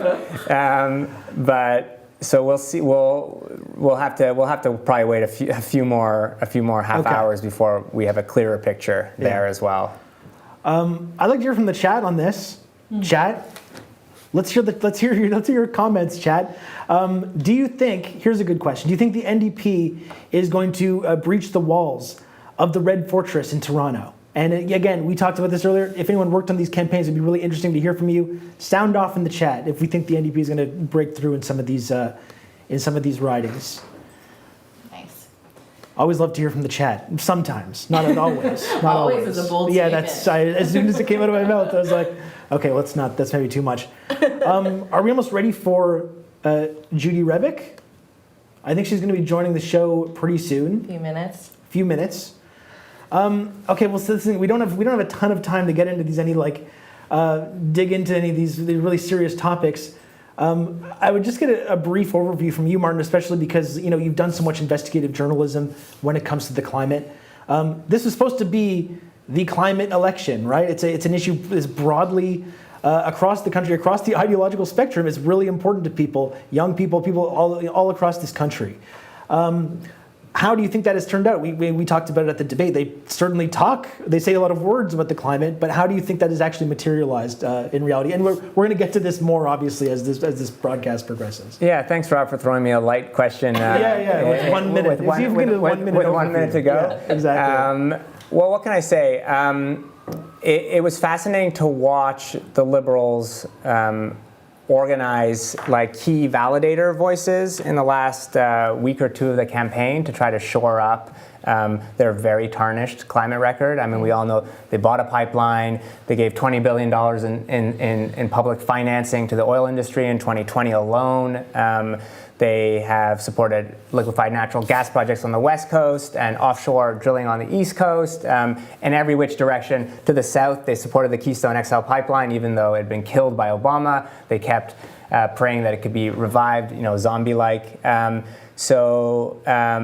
But all the same, they brought out key organic intellectuals associated with the Liberals or small L Liberals to put together a few really simply done reductive kind of report cards that they then went all around the country touting. You're saying Mark Jacquard, the economist, is not a reliable judge of whether the climate program is good enough? Wow. Right. But I think it was kind of an impressive feat of organizing to behold in the last week. I think they were able to probably turn a lot of people. I think they got a hand up from the media who, even though the NDP in their platform actually had pretty strong climate policies. Yeah. They were really, I think, responding to social movements and responding to some of the left-wing climate activists who were running. But all the same, the media really honed in and dogged Jagmeet Singh on the one aspect that he was especially weak on, which was the vacillating that he was doing again on the Trans Mountain Pipeline. Yeah. By the end, like repeatedly, almost daily, they would dog him with questions, and sadly, he seemed to be evading it. We don't know for sure, but likely, I think, because his advisors have made a decision to be deferential to the Alberta NDP and Rachel Notley, who of course is a huge booster of that pipeline. I think there's probably some deference to some of the labor unions who are unwilling to grapple with the need for a transition and who back the NDP. But it was disappointing to see because I think it tarnished the energy that a lot of environmentalists might otherwise have for a party that is finally putting a much more progressive climate platform on the table. I guess that's always the issue, right? Is we can talk about their platform, but at the end of the day, people have to have confidence that the things that are being advanced in the platform are actually going to be meaningfully fought for in the condition that this party manages to take power. So coming up, we've got Judy Rebick, right? Judy Rebick, she's one of Canada's best-known feminists, an activist and journalist. She's the former president of the National Action Committee on the Status of Women. She hosted 2 national TV shows on CBC and was the founding publisher of Rabble. She's also the author of several books, including most recently, Heroes in My Head. Judy, are you with us? I am. Well, can you hear me? Yeah, I can hear you. Thanks so much for joining the broadcast. We're happy to talk to you. It's a pleasure to be here. It's been quite a discussion. I don't think I'm going to be quite as energetic as your last 2 guests. Yeah, that's okay. That's okay. We appreciate whatever input you can provide for us here. I guess the best way to start off these discussions, Judy, is just to ask you, what are your impressions right now here on election night? How are you feeling based on the results that have come in? What are your thoughts? Well, I've been very discouraged by this election. I've been fighting for democratic change for the last 30 years. I have written 2 books about it, about how to change the electoral system. So I never have big expectations, but this is the worst election I've ever seen from the point of view of there is just no policy discussion at all. There's no political discussion. It's just all sniping. Yeah. We're facing multiple crises. Climate crisis, the Indigenous struggle, the anti-racism struggle, all of these huge issues, and not to mention COVID, and the political leadership just cannot deal with them at all. And it's and even the child care program, which is where there's very clear differences in the programs, very clear. I mean, it should be a big, substantial debate, and that those differences between a government-funded childcare program and a tax system-funded childcare program, it relates to the differences on everything, right? Yeah. And yet they can't have that debate. They don't have it. They have it here and there, but it's sniping.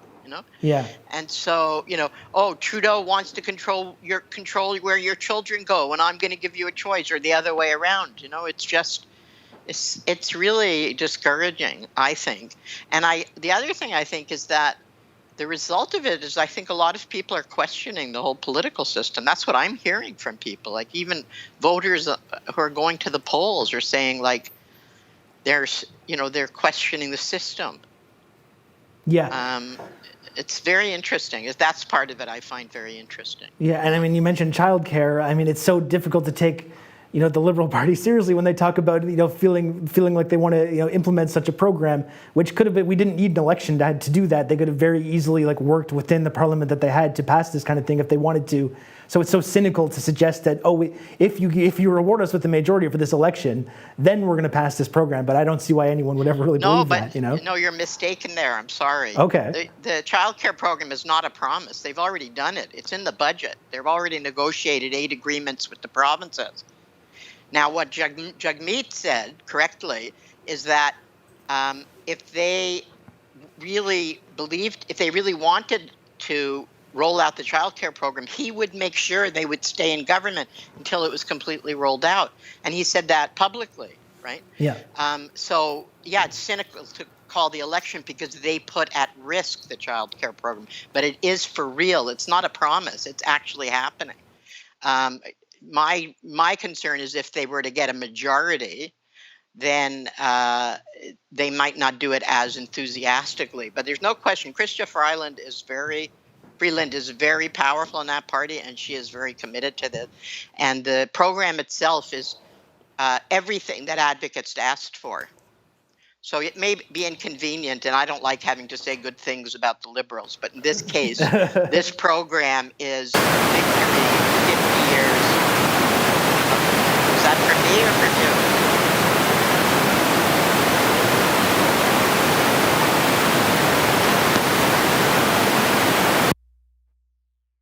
Sorry, I have a little mic problem. Sorry, did we just blow out your ears? I apologize. Yeah. Okay, so another one. Can you hear me okay? Yeah, I hear you fine. We were just having a mic issue there that has been resolved. Oh, is your problem? Yeah. So I'm just saying, if I could just finish. Yeah, because there do. are feminists I know who have never voted Liberal in their life who were talking about voting Liberal because of this, because of the fear that if the Conservatives win, the child care program's gone, like the last time this happened 20 years ago. Okay, yeah. Paul Martin had a child care program, wasn't anywhere near as good as this, but it was good. And in that case, the NDP pulled the plug, and we got a conservative government, right? So I've been spending all my time this election trying to convince people who never voted Liberal in their life not to vote Liberal. Yeah. And that is I find that very discouraging. Yeah, I don't doubt it. Yeah. I'm also just wondering about your thoughts on the left's ability to intervene in these elections, but like outside of these left-wing NDP candidates. Like, do you have any thoughts on that? Well, I don't see it anymore. Like, I think that the old social movements who had, now we have network social movements, not so much organizations, right? And, back in my day, we had, so NAC would put out voters, a document on where each party stood. And there's groups that do it now, but they do it online. We used to have a press conference, make a big deal, and we had a voice in the election. And we even had, a debate on women's issues in one election, right? Like the women's movement certainly as an organized force had a voice in elections. They didn't do what we wanted, but the media paid attention to what we were demanding.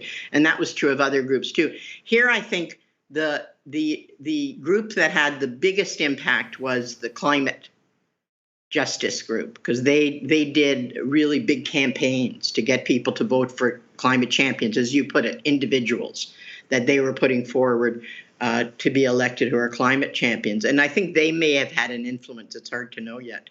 Yeah. But the biggest, the child care movement, supported both the Liberals and the NDP, and they were pushing on the issue very much. But they're not distinguishing. So so I don't know if you could call that left, right? Yeah. Yeah. We don't know what the result of this election is going to be yet. But I know you do have some interesting thoughts on, let's say, in the hypothetical scenario that we do end up with some kind of a conservative government. That shouldn't be like the end of the road for these left-wing social movements, right? Like, I know you have some interesting ideas about how these left-wing social movements can organize under a conservative government and win real gains. Like, can you unpack that a little bit? Well, before I do that, I want to go back to it.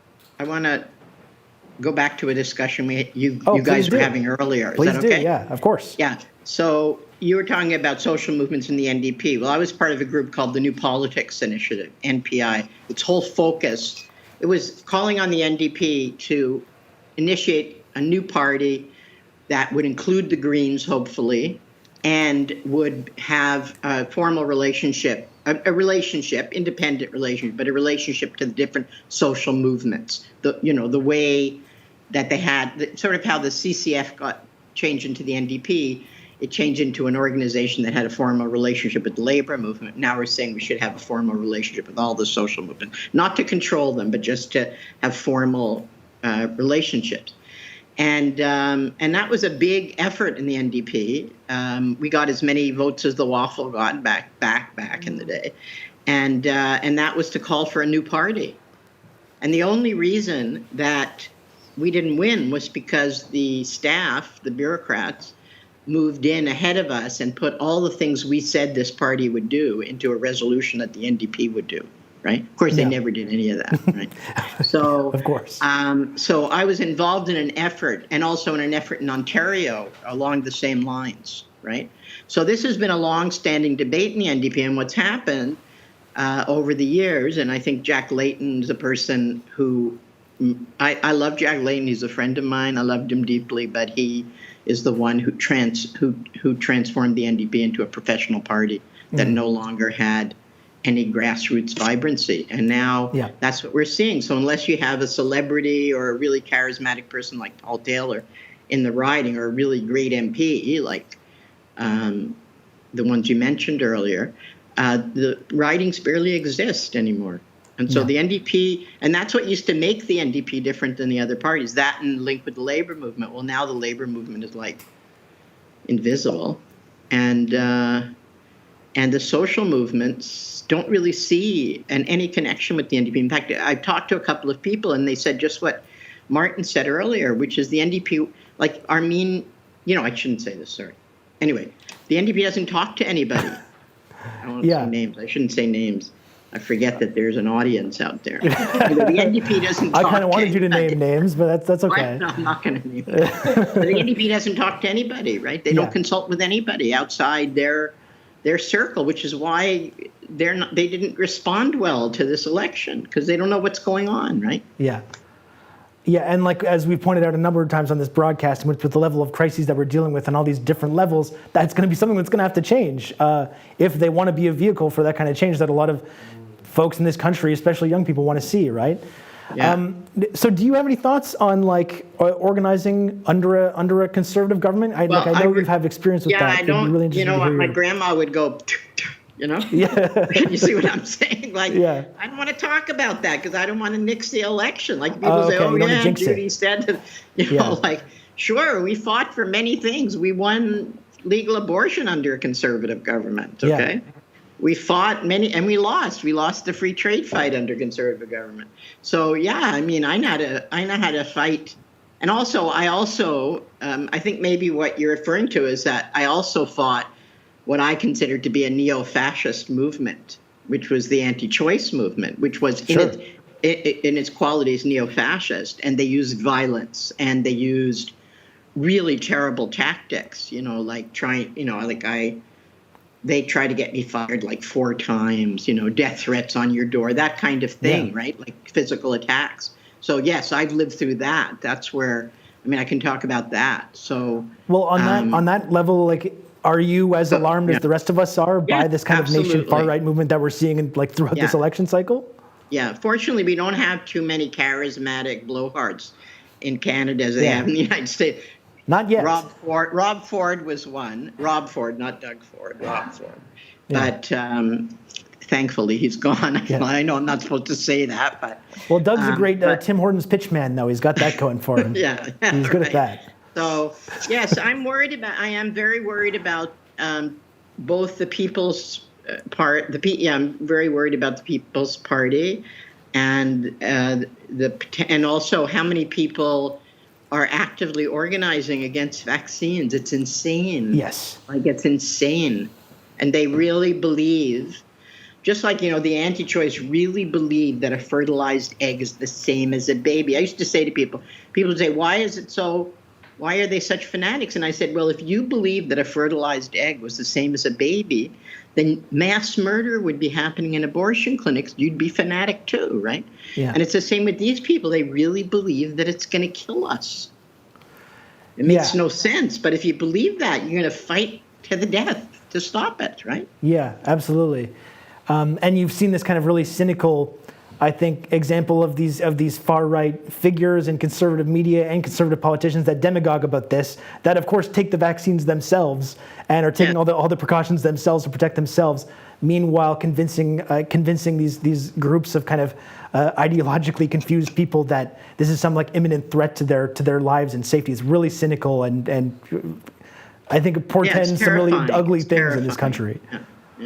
Yeah. Well, terrifying. it was a real pleasure to speak to you, Judy. Thanks so much for joining the Sure. broadcast. And let's hope it's a liberal minority. Yeah. With the NDP having to balance the power. Yeah. I just want to say one thing is the NDP lost St. John's East, which is a very bad sign, I think, Yes.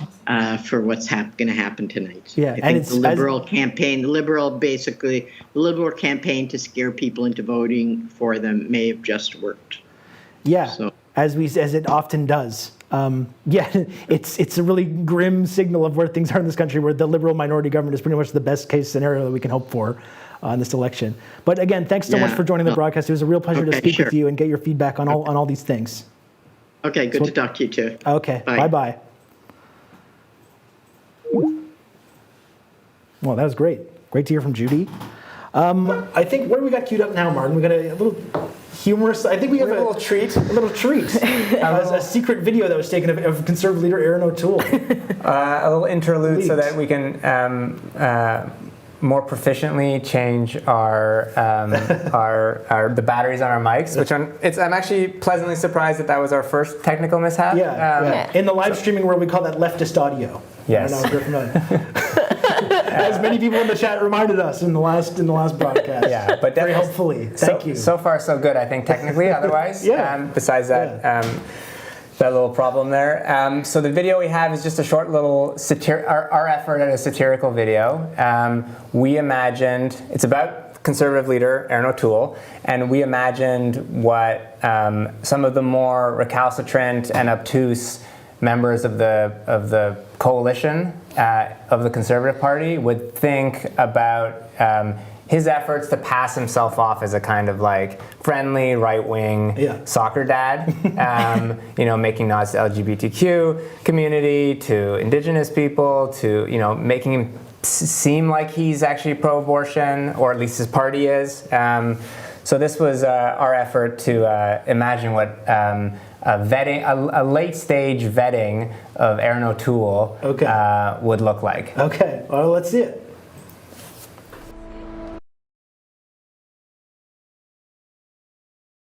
Судя по твоим напорюгам, видно, что ты сидел в Сибири.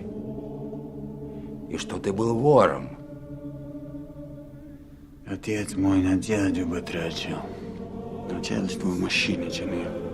Мне 15 было, когда я начал запчасти продавать. Тебя насильно накалывали? Ни разу. А с кумом дела имел? В карцере гнил не раз. Ты в питерских крестах сидел?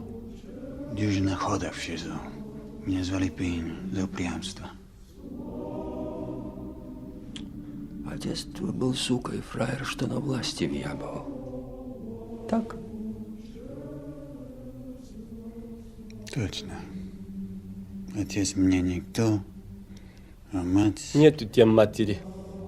Один херен блед была. Да.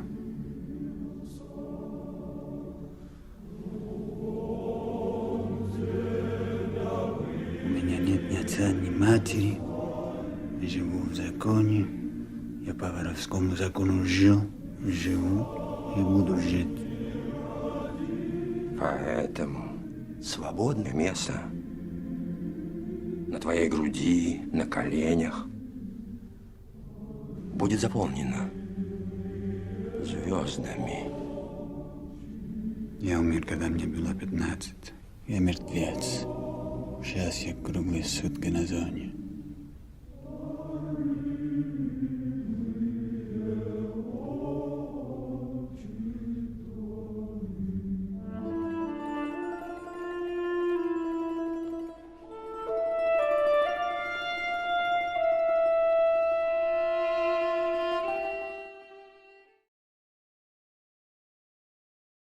Well, welcome back. Yes. Did people get a chance to see the video? I think they should have. Yeah? Did we watch the video? We watched the video. Excellent. So I hope people enjoyed our inaugural attempt at political satire. We have Dru Oja Jay in the studio with us. to talk a little bit, to unpack the kind of conservative party's politics in this election, as well as the interplay with the People's Party of Canada. Dru Oja Jay is the publisher of The Breach and a longtime independent media journalist and critic. Welcome to the studio, Dru. Hey, nice to be here. So give us your sense. You've been drilling down a little bit into some of the polling around the People's Party of Canada. Give us a sense of who exactly is gravitating towards this party. Yeah, it's really interesting. The People's Party, I mean, I think as you were saying before, they're really spread out all across the country, and you know, but really the common theme I think is suburban and rural areas. I mean, that's really what I see. There's definitely, if you look at the donors to the party before we got into this election cycle, there was a pocket in Vancouver, but really you get like places like King City, Chicoutimi, just these kind of odd pockets of rural areas. You also have a sort of a correlation with the sort of top sort of vaccine hesitant areas where people are the most vaccine hesitant. It's the same thing. It's rural and sort of suburban areas. King City's just like a suburb right outside of Toronto.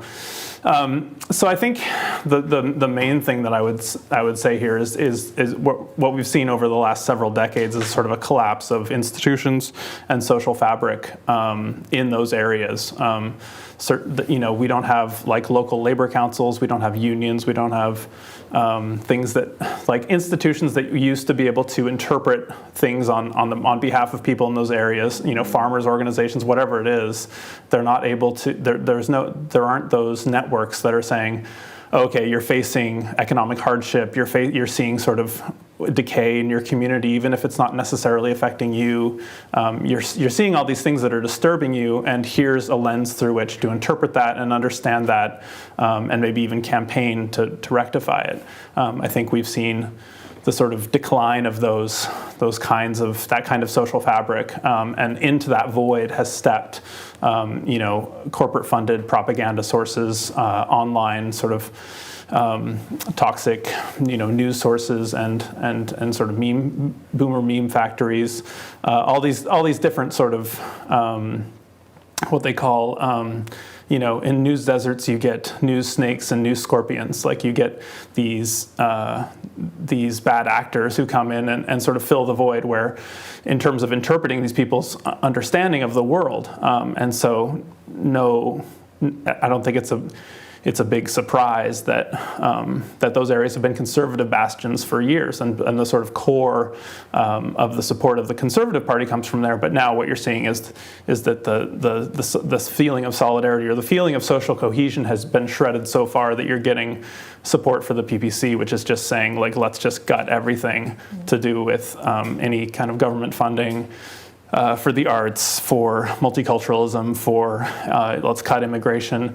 Really, this really degraded view of the world, I think, is coming through in these areas. And so I think as on the left, what we need to be thinking about is, kind of how are we going to dig ourselves out of this hole? And I think it starts with starting to build democratic institutions and organizations where we can actually get together and make decisions collectively. And then the second step would be like, okay, how do we actually start to get organizers into rural areas, into suburban areas, into these places that have been just completely abandoned or neglected or purged of the left? And how do we start to give people in those areas a lens through which to understand the world and understand the like hardships, the real sort of social degradation that they're facing. Do you want to talk a little bit about one such project that I know you were involved in, delivering community power from the Canadian Union of Postal Workers, which was a political effort precisely to build that kind of power and understanding in rural areas in Canada? I know the posties have been campaigning on that in targeted strategic ridings during this election. Yeah, it's been great to see that campaign reviving, and really getting out there and seeing, getting MPs or candidates one by one signed on to support that campaign. The Delivering Community Power campaign is really was an attempt, I think, to start to create some kind of positive project, I think, for rural communities, starting with what the postal workers have been working on for decades, which is postal banking. Postal banking is basically the idea that we should have a publicly owned bank that's delivered through the postal service, through this vast network of retail outlets and post offices, basically, that can serve rural communities that have been sort of neglected. Like banks, even though they're somewhat profitable in rural areas, just leave because it's not profitable enough. They're just greedy for even higher profits, and so even though they're making like cajillions of dollars, like literally paying out billions in bonuses and stuff, they're moving out of rural areas, and so these basic services aren't even available. And so, the idea would be to create, among other things, a bank that would be available across the country that could finance, a local economic development, especially green development, and really start to create some hope in these rural areas. And I think what's difficult about that is that the NDP's become such a it used to be a coalition of like workers and farmers, basically. So that had a really strong rural component. But I think despite there are a few exceptions, but mostly they've really focused on urban issues, and the way that they comport themselves and the kind of candidates they put forward don't necessarily resonate in these rural or suburban areas. And so I think what the postal workers are doing with Delivering Community Power, which isn't just about postal banking, it's also about creating a network of delivering telecommunications services, delivering electric car recharging stations, green energy, farm to table food. Farm to table food, of creating a new kind of food network potentially.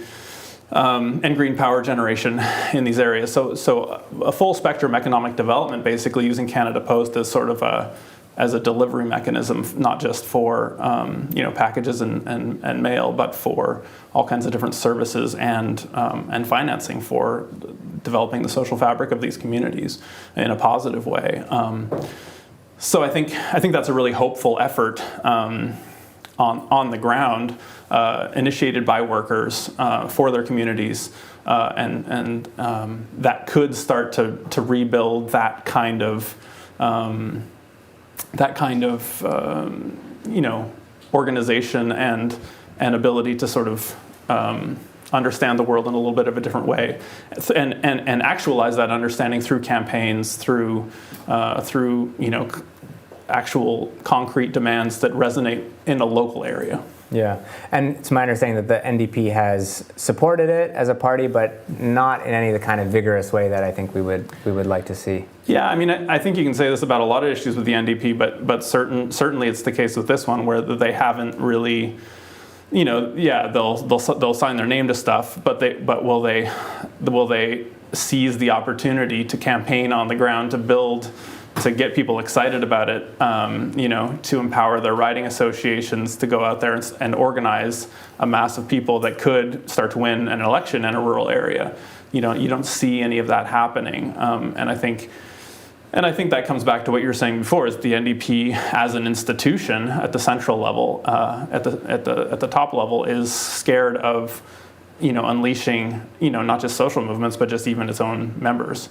They're much more comfortable keeping their members to a few sort of stage managed things, sending them emails like all the time, asking them for money, but not giving them meaningful input or mobilizing them in meaningful ways to build anything on the ground that might actually turn into the mechanism that would win them elections.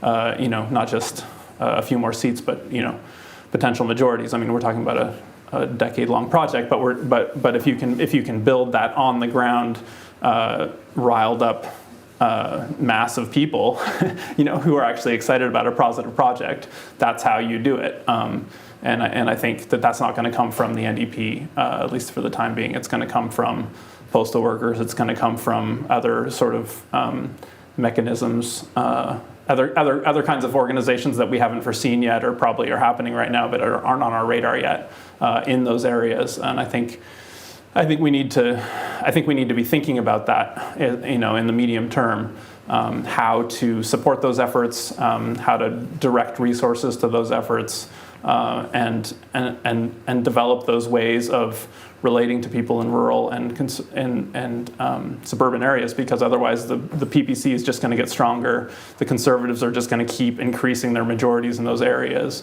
and the worldview is going to keep degenerating into a sort of a desolidarized understanding of the world that's really apocalyptic. It's it's based on resource extraction. It's based on individual consumption and colonialism, because that's what fills the void when there's nothing else. Well, thanks so much for sharing your reflections, Dru. Not the cheeriest, but there are grounds there for potential developments to build the power of the left in this country for a progressive direction. So thanks for joining us. Yeah, cheers. I just also learned that, unfortunately, our glorious ticker blocked the subtitles on the video, the satirical video, so people would absolutely have gotten nothing from the video. So if you're willing to indulge us, you can always go watch that 2-minute clip on YouTube on your own time. I understand we have Luke Savage now with us on the line. Luke, are you there? I'm here. Can you hear me all right? Are you able to hear me? I am. Great. Well, it's great to have Luke. Luke is a staff writer with Jacobin Magazine. He has written for Current Affairs, The Atlantic, The Guardian, The New Statesman, and I understand has a book forthcoming later this year that we're all excited for. How's it going, Luke? It's good. I've been out canvassing this evening, so lots and lots of steps. I'm a little tired, but how are all of you doing? Pretty well. You are probably more in the loop on the overall results that are rolling in if you've been watching CBC or another one of the broadcasts. I'd love to hear later about your feel on the doorstep, but what's your assessment overall of results as they're rolling in? Well, I think there are a few takeaways so far, with the obvious caveat that none of us really knows anything. We're at that stage of the night still outside of Atlantic Canada anyway, which is generally a pretty predictable area anyway. We're at that stage where media outlets are putting ridings on the board when 15 or 10 votes are in or something like that. So obviously there's still a lot of uncertainty. But I do think it's possible to speculate, at the moment anyway, that the Liberal gamble of calling a snap election may have backfired. Just looking at the Atlantic Canada results, it's very difficult for me to see how the Liberals would win a majority, which I think was really their whole purpose in calling this election, when they're losing seats to the Conservatives in Atlantic Canada. They seem to have lost one cabinet minister already. Scott Sims, a longtime Liberal MP, has lost his seat. So, again, with the caveat that we don't know a whole lot, and I suppose there's, anything is possible. If I'm in Justin Trudeau's living room right now, if I'm an apparatchik, I'm probably not smiling at the moment. And tell us how things have looked on the doorstep. Were you campaigning, pulling vote in one of those central Toronto ridings that we talked about earlier? Yeah, that's right. And I would say that this has been an election day unlike any I've seen, and I've seen quite a few. I think I've been around for everyone since 2008 at least. My sense, anecdotally at least, was that the sort of media narrative you were reading about how there was a backlash to the election actually, it was a material thing that I saw. I mean, I really did encounter that. There were very long lines in Toronto today in a number of places. I saw a CBC report that in Spadina, Fort York, some people face 2 to 3 hour wait to cast a ballot. Apparently in, I believe it's King Vaughan, which is a GTA riding, there's still people in line to vote, even though polls have closed, and they're actually putting results on the board, I believe, on the CBC and other places for that riding, and there's still people in line. So, I think that this was an election that very few people, except for a handful of Liberal strategists midway through the summer, really wanted. And it's kind of manifesting itself as quite a mess. I think a lot probably could have been done that wasn't done to make sure that these kinds of lines didn't exist. From what I understand, Elections Canada did warn of long lines and difficulties voting in the context of a pandemic election, and their recommendations were not implemented. So, read into that what you will, but I suspect that has a lot to do with the long lines we're seeing. And just if by chance any of our listeners are watching us from one of those lines, if you stay in line, you will have a chance to vote, is my understanding. So even after the polls have closed, stay in that line and you'll get a chance to vote. Speaking of those Liberal keepers of Trudeau's narrative and strategy, you had a recent piece in Jacobin in which you analyzed the shifts of Trudeau's campaign in the last week. And you had this great phrase where you called Trudeau the Sheriff of Nottingham, but LARPing as Robin Hood. Can you break that down for our viewers and how that speaks to kind of both the classic Liberal strategy, but also how Trudeau has operated in this particular campaign? Yeah, well, very much preaching to the choir here, but I suppose just quickly, in 2015, there's many things that have deeply frustrated me about the whole Trudeau phenomenon, but one of them in particular was that in 2015, he was really successfully sold to the media and to the Canadian people as a kind of populist who was out to, tax the rich, was going to tax the 1%. He was going to raise income taxes, etc. And that wasn't really correct if you looked at the fine print of the Liberals' so-called middle-class tax cut and other things. But it really flew in the face of the things that he had been saying for years to business audiences quite explicitly. I think there was a video that The Breach itself produced, where there was a clip of Trudeau speaking at the Empire Club or the Canadian Club of Toronto. It's a very bougie setting to an upper crust audience. And he said verbatim something to the effect of, if we don't deliver fairness, Canadians will eventually vote for more radical options. He said a version of that a number of times in making the case for why the Liberals needed to be concerned about inequality in an op-ed in 2013. He said something to the effect of, if we don't deliver fairness, something like that, Canadians will withdraw their support for a growth agenda, was the phrase he used.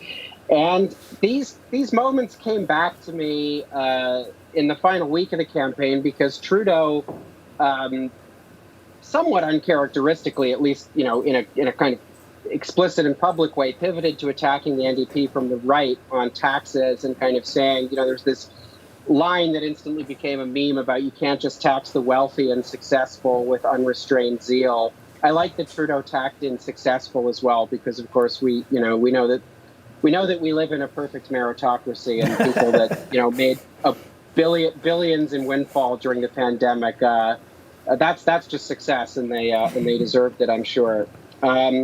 But so, Trudeau again is, officially, having said all of this stuff about the NDP and taxing the rich, in theory, the Liberals are running on, a lot of new spending, and they're kind of making vague noises about taxing the rich again. So again, we're really seeing sort of the classic Liberal triangulation. where all of the cliches about, talking out of both sides of their mouth and that kind of thing really are borne out and really have been borne out, particularly in the last week of this election. I mean, it was interesting that at the outset of this election, he again seemed to be trying to ride that kind of phony populist wave. They announced seemingly dramatic proposals to tax the banks and insurance companies, and then it was so interesting to see that, whereas in 2015 and 2019 he was definitely able to keep that front up. It was interesting that in the last week he kind of just lost his cool, and the mask kind of got lifted. So what do you think that says about how much this kind of classic formula, how much power does this classic formula still have, in your opinion? Or is it starting to kind of fray at the edges, or maybe even at its center? Well, I think that I think it really peaked. I think the Trudeau phenomenon really peaked in about 2017. I think a lot of it, first of all, a lot of it had to do with Stephen Harper, obviously, and then when he was no longer around, it didn't have that foil. And then after that, I think it had a lot to do with Donald Trump. And so, Joe Biden winning the 2020 presidential election in the United States was probably the worst thing that could have happened for the Liberals' election prospects, because so much of the Liberal case always involves, you gotta vote for us, or you're going to get George Bush, or you're going to get, Donald Trump, or whatever.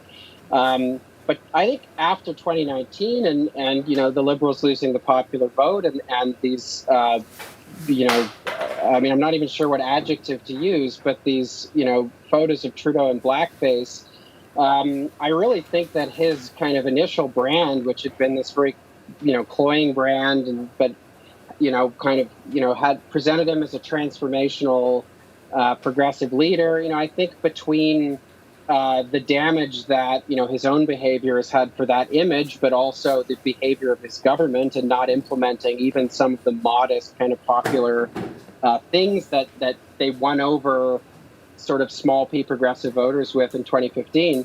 I think the failure to do those things has possibly irreparably tarnished Trudeau's image. And I think you kind of saw that throughout the pandemic, where they almost, it seemed like we're sort of restyling him as a much more traditional leader. They had him grow a beard and, and they had him grow, they allowed it to go gray. And it actually looks like, they may have, done polling and had consultants to advise them on this and that kind of thing. So that's what we're dealing with here. But as I said before, I think if the Liberals come out of if they come out of this evening with fewer seats than they came in, Justin Trudeau called this election 2 years early, and he's possibly going to be facing quite real difficulties because of that. Yeah, I wonder about that, because the party was in utter disarray in 2011, and it was really rebuilt around the young Dauphin, and my sense is that even under a minority, he's not really challenged within the party, and I think my guess is I don't think we'll see a resignation from him, but I think that maybe if it's a minority looking towards an election like 2 years down the line, we could perhaps see the beginnings of another leadership selection process. And the figures that are kind of waiting in the wings, Mark Carney, Chrystia Freeland, are in many ways kind of cut from the same kind of progressive neoliberal cloth. Is that kind of what your sense is, or do you think that he might have to step down right away? Well, we'll have to wait and see. If the Conservatives make significant gains, particularly in the Greater Toronto area, and things become really bad for the Liberals, they may be impossible for him to stay, although it's too early to say whether that's going to happen. And my guess would be that the Liberal losses won't be quite as bad. But regardless of what happens in the next few hours, the next few days, the next few weeks, it will be difficult. It'd be difficult for me anyway to see how Trudeau could lead the Liberals into another election. Having called this one early and blown it. And there seems to have been an increased awareness over the past 4 or 5 weeks that in many ways Trudeau is not the asset that he was in 2015. whatever criticisms you or I might have of the way, the Trudeau kind of brand and how his personality was projected and packaged and that kind of thing. I mean, a lot of people really were quite excited by it. I don't think that's the case anymore.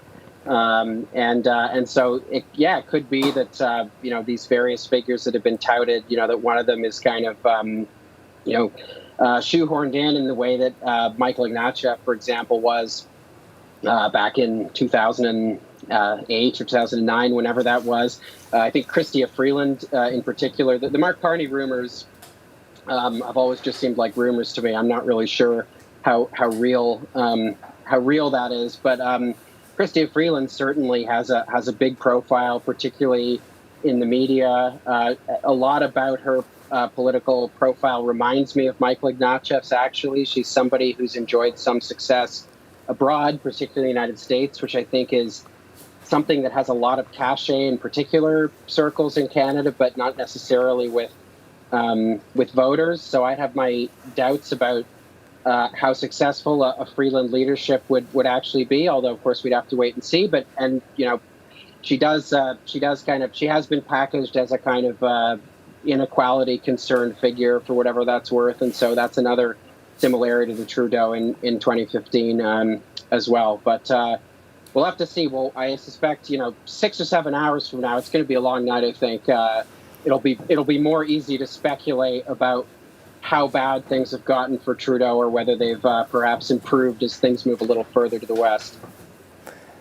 Well, Luke, thank you so much for joining us and sharing some of your analysis. Incisive as always. The Breach will be probably on air for maybe 2 more of those 4 or 6 hours, depending on how long we can hold out for. We'll do our best. But thanks again so much for joining us. Take care, everyone. Cheers. Cheers. Well, we're starting to get some more numbers rolling in from central Canada, and right now our ticker will show that Liberals have about 126 votes and seats, and the Conservatives are 60. My heart hasn't been able to flutter watching the numbers go up and down. I'm just taking a quick peek at them for a second right now. NDP at 17 seats, and that's even before we've gotten to the Prairies or the West, so that doesn't look terrible for them right now. I think early fears that they would get totally wiped out based on how they were doing in Atlantic Canada don't seem to be bearing out yet. Are there any other ridings that we're following further to the west? Yeah, for me, I was looking to Edmonton Gribosh. I think I'm saying that right, but I could be very wrong. I'm sorry to the people of Edmonton. But Blake Desjardins, who is a Métis candidate, he's been campaigning for a good part of the election in Edmonton. And according to the polling in the province, he has a decent shot of winning that seat. And there was a little bit of contention, I think, earlier on in his campaign where he was like, are you going to explicitly stand against TMX, trying to kind of play hockey with the Alberta voters and the Alberta electorate. But he has officially come out and said that he's against TMX while also saying that he thinks it's inevitable, which I think is interesting. It's an interesting case to see what progressive Alberta candidates have to do and are doing to keep themselves in the race. And so he took his Jagmeet Singh wait and see position. But yeah, that was an interesting one that looked hopeful by the early polls. I've got any you're looking at, Rob? No, I'm interested to hear what you're about to say, though. There's a few that I'm looking at towards the west in BC that we won't be hearing. I think they'll be probably coming. Those votes will be coming in about 10 to 15 minutes or so, around I think 7:30 Pacific time, 10:30 Eastern time. Angela Parderai is a really terrific climate activist who is running in Vancouver Granville, which is Jody Wilson-Raybould's former riding, who gave her a soft kind of endorsement of sorts. She is, I think, one among this growing climate justice movement who I think is realizing that with the kind of deadlines that we're on in terms of looming ecological collapse, we have to make a play for actually putting our hands on the levers of state power. And she has run a terrific campaign.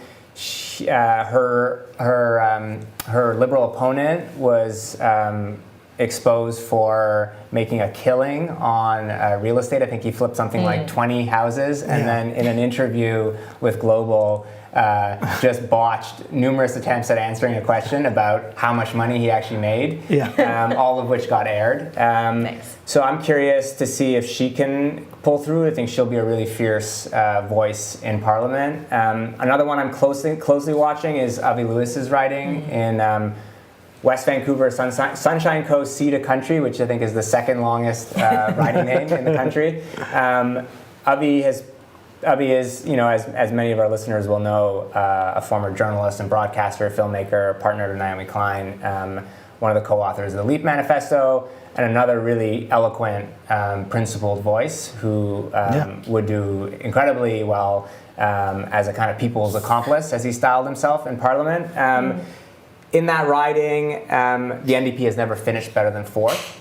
So I think if he were to improve that by a significant margin, finish third or second, I think it would put him on really good footing to win 18 months, 2 years from now, if we have another election, if it is a minority government, in fact. So I'm watching that one closely. And then another third probably that I'm watching is Paul Manley's riding of Nanaimo Ladysmith.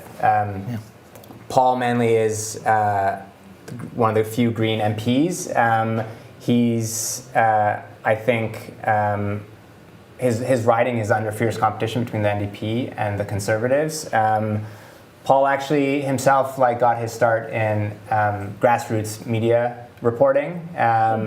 I remember meeting him at the G20 in the Independent Media Center. He somewhat famously captured footage of undercover cops at the protests in 2007 in Montebello against one of the first kind of big free trade agreements, the Security and Prosperity Partnership. So he's someone who comes from the left.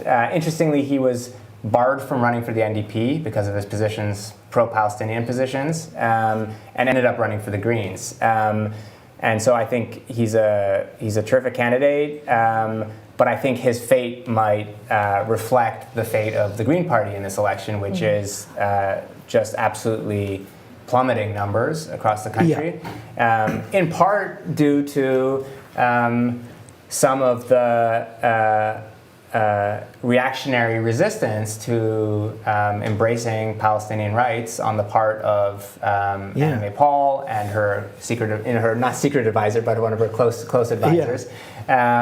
So that could see Paul Manley, also lose that riding. So that's one I'm watching closely. Yeah, it's so disappointing that people that take these principled stances in defense of Palestinian human rights just seem to get punished for it by the mainstream political parties in this country. You've got to wonder what has got to happen in Israel-Palestine in order for people to really feel comfortable embracing this, and for our mainstream parties to start really pushing back on this. It's really disappointing. Sorry to interrupt, but I am getting word that broadcasters with a bit more heft and poise clearly than us are already calling it. Oh, wow. Oh, boy. For a Liberal victory. I think they're not calling it to be a majority, of course, because the polls don't look like they're headed there.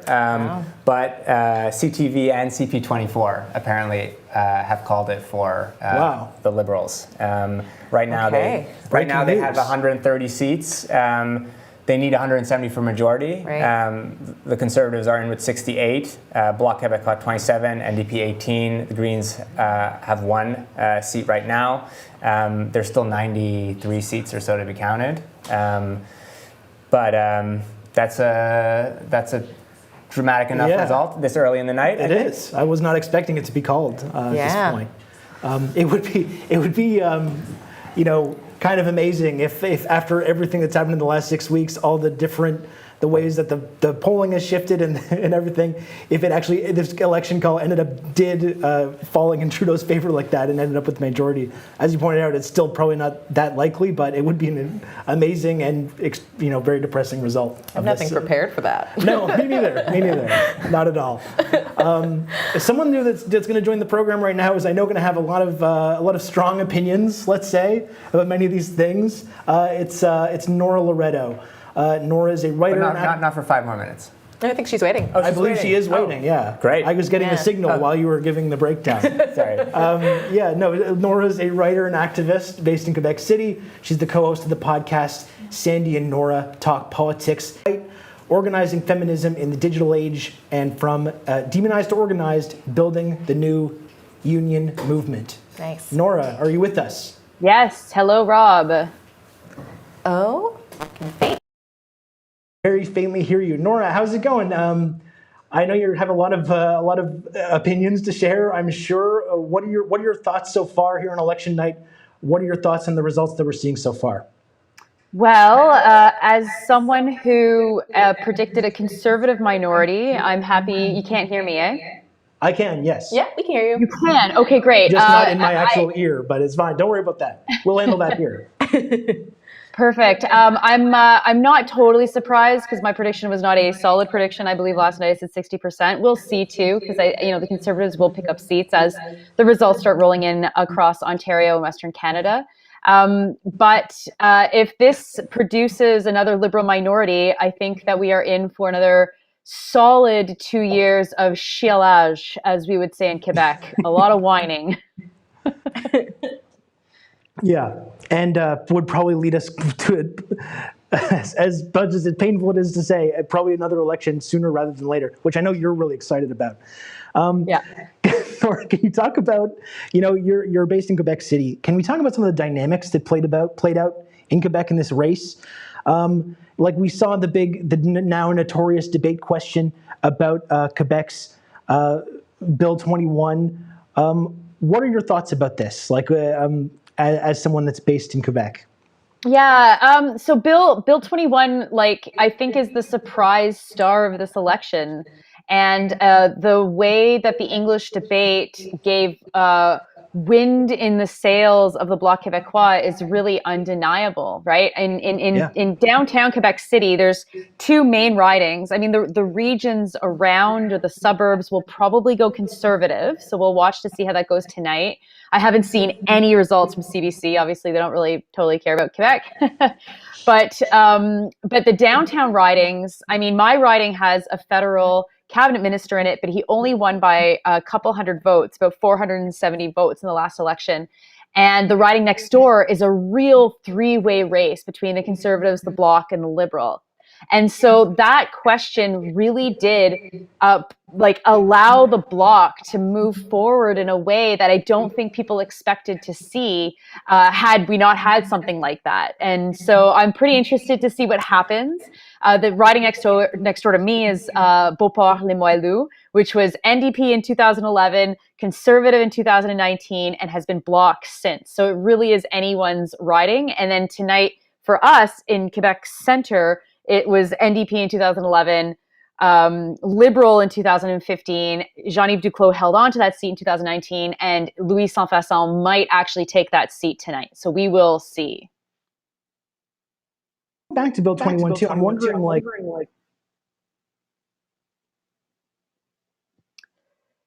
I cannot hear you, but I could guess what you might be saying. Nothing. Wonderful. There we are. You're back. Nora, we're back. Again, it's live broadcasting, Nora. This kind of stuff happens.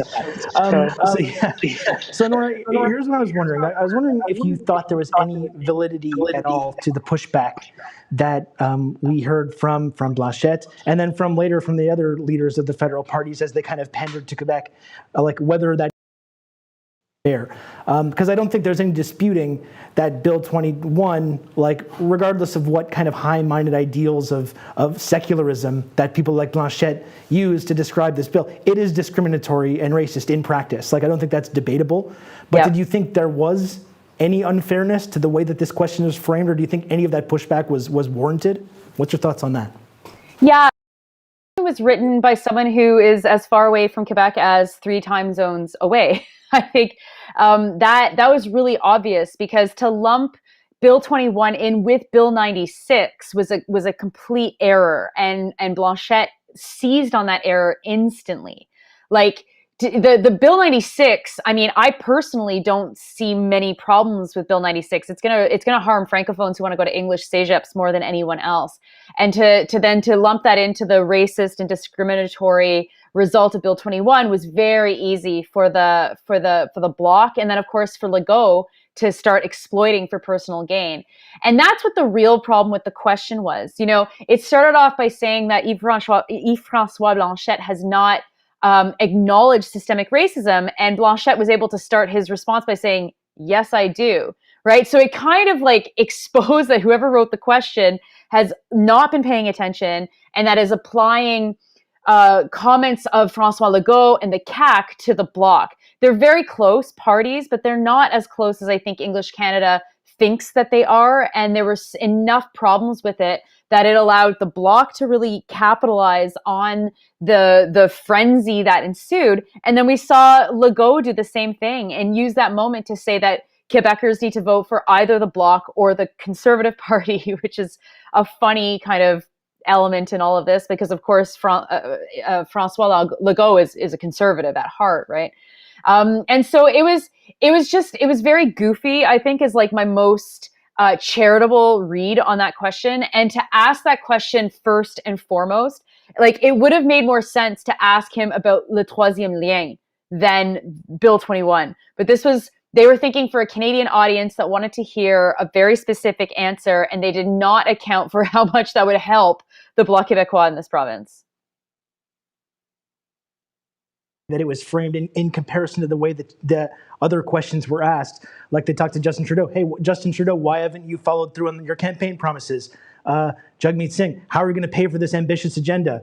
Yves-François Blanchet, why is Quebec so racist? Why is there so much racism in Quebec? And that's where I thought, like, regardless of the fact that Bill 21 is discriminatory in practice, that's where I thought kind of some of the accusations of Quebec bashing kind of had some merit, just the way that was framed. Because this whole country, there's systemic racism throughout this country. It's not some problem that's exclusive to Quebec. It's not exclusive to Alberta. It's something that affects every single province in this country. And the way the question was framed, it was kind of suggesting like this isn't only an issue in Quebec, you know? Yeah. No, exactly. Like they could have asked Trudeau the same question as a Quebecer, right? And they probably should have. They should have put him on the spot in that way.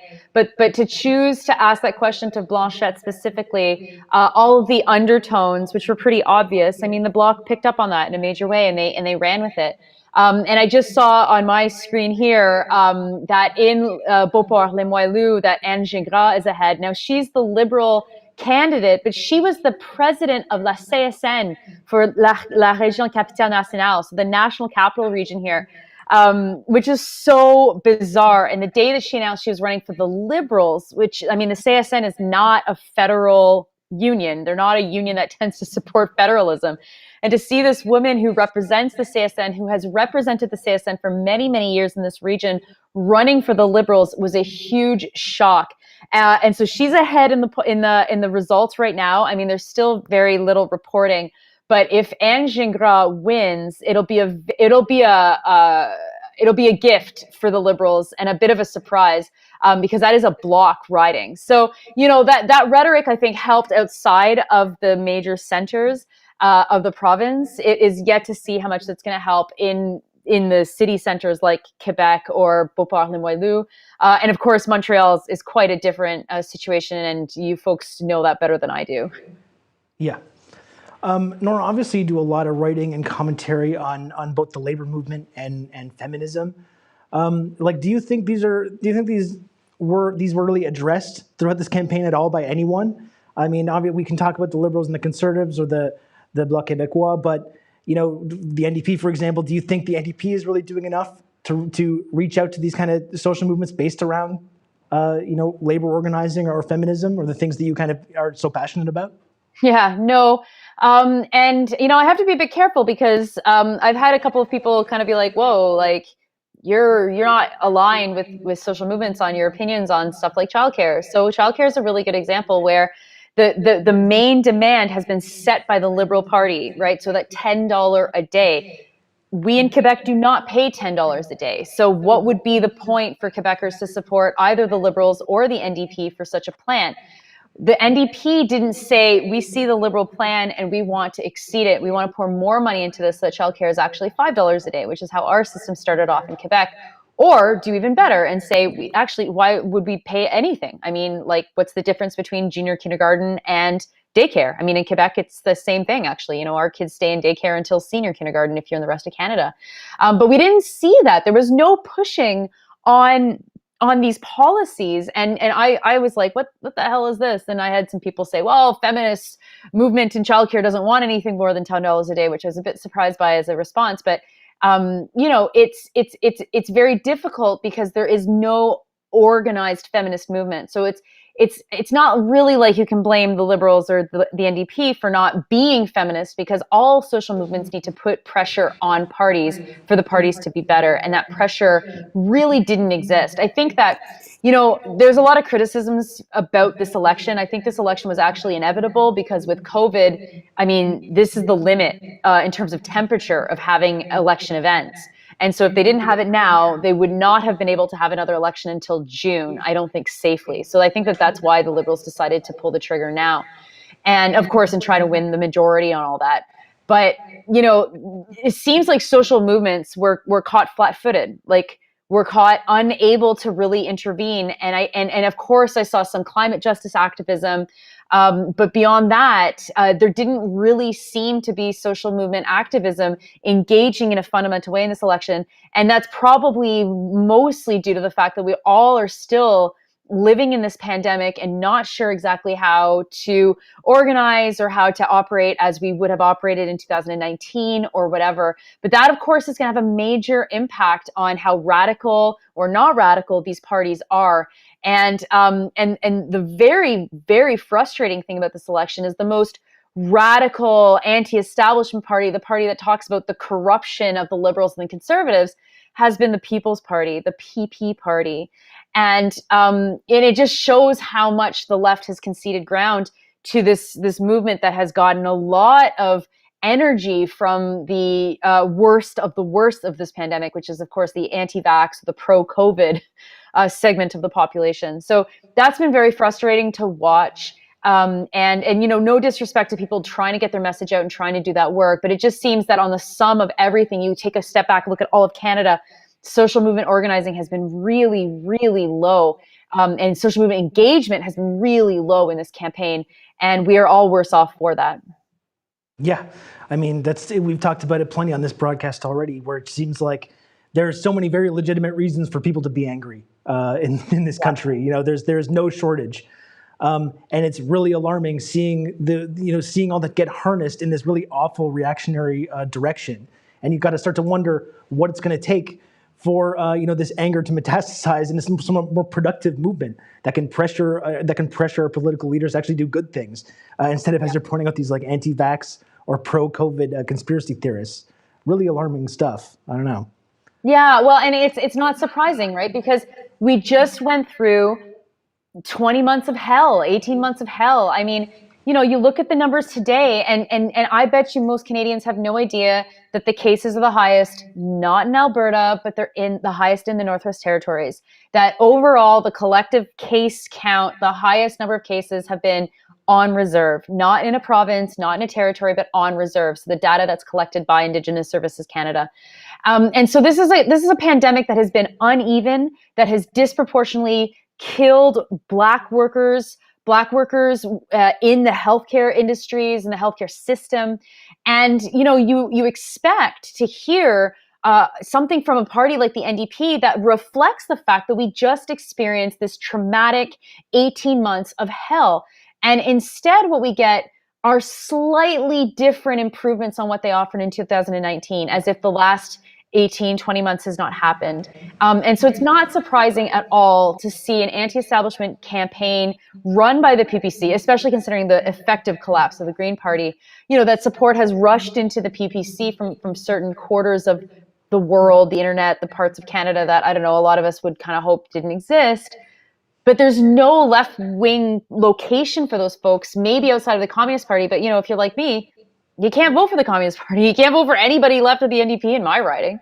And so that's the limit of electoral politics, is that you really do need to have that national scope. So social movements that don't engage in electoral politics, who I completely respect, because this whole thing's a bit of a sham, and we'll be fighting no matter what results come out tomorrow or tonight or whatever. But we're really stuck by this logic of electoral politics in the middle of election, obviously. And that logic has not respected the fact that we've just experienced this incredibly traumatic 18 months, and that trauma is not evenly distributed. And the people that have experienced the most trauma are the people that have the least access to power, the least access to media, the least access to have their voices and their campaigns and their issues heard, and the most likely to be exploited during an election by the parties trying to say, look at us, we're so good, we're helping this community or that community or whatever. Yeah, and you point out the trauma and the human cost of this pandemic, but another thing that I know you've pointed out many, many times throughout the last year and a half is that it's represented a massive upward transfer of wealth to the most powerful people in our society. And this is a moment that should lead to all kinds of social outrage, and that should be an opportunity for a party like the NDP to make political hay of that. And it's been so weird, I think, to all kind of witness this happen in slow motion and just have really like this anemic response to this, this really, unjust activity that we've seen economically.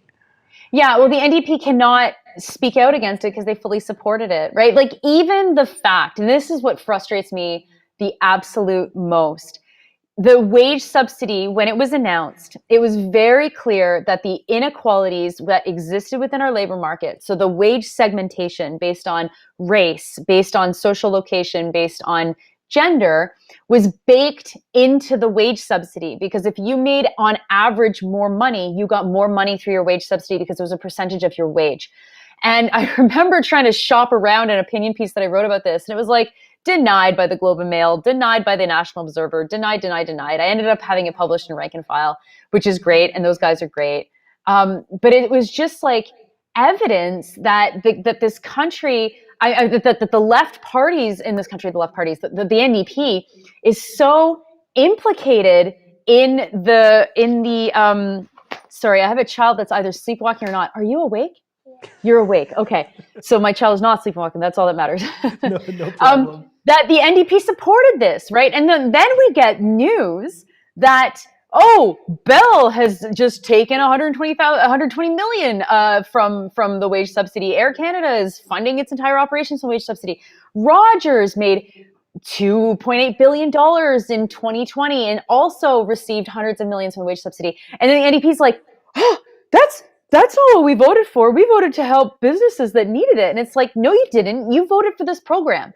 You voted for this program. You voted for any business that could demonstrate a drop in revenue to be given a wage subsidy. And of course, these corporations like Extendicare, that has had more than 500 people die within their facilities, are going to draw on this funding if they're eligible for it, because their shareholders would string them up by the shoelaces if they didn't actually take the money.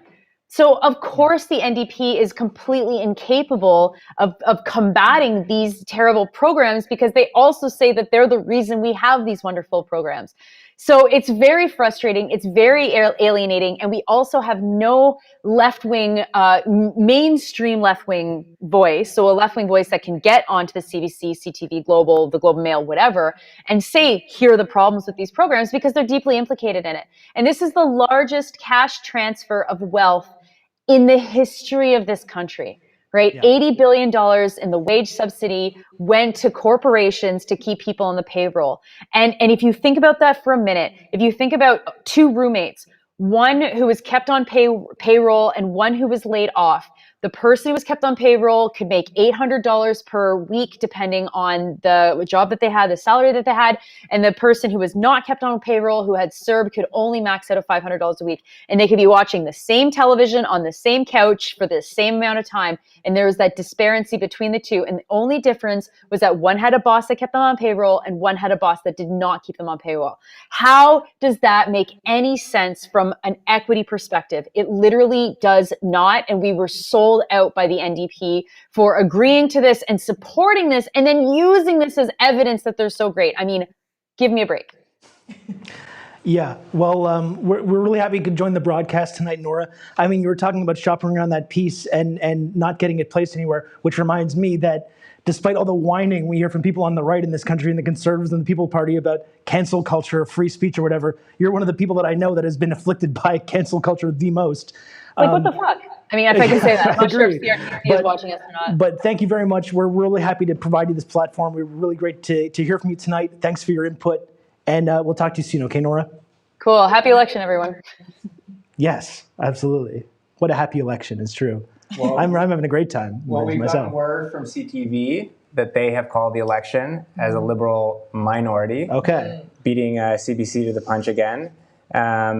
And thanks so much to our listeners for enduring some of the technical difficulties again on that last interview. Did we have some more leftist audio there? Okay, that's unfortunate. But we won't have any more problems with that because we're back now to having people on Skype. Okay. So be a problem going forward. So CTV has called it for a Liberal minority. CBC has not yet. The Liberals currently are standing at 151 seats. The Conservatives at 117. Bloc 28. NDP 27. Greens are still holding on all 3 of their current seats. Wow. But there's still a lot more votes still to be counted.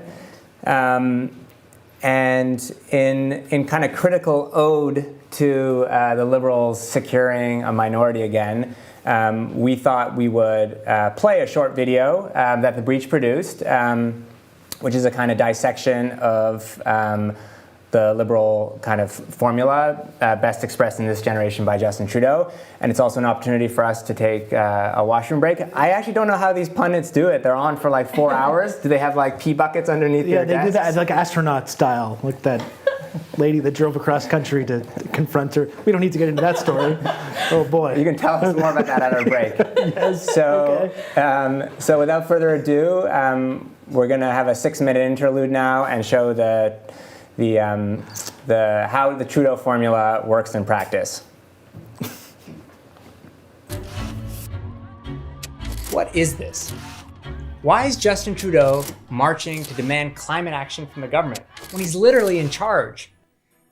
It might seem cringy, but it's actually part of a calculated and dangerous strategy, and the secret to Trudeau's success. The Liberals have mastered the art of changeless change. They seduce progressive voters by appearing to disrupt business as usual, while serving the elite by simultaneously defending their wealth and power. I call this playbook the Trudeau Formula, and it has 5 steps. If we don't deliver fairness, Canadians will eventually entertain more radical options.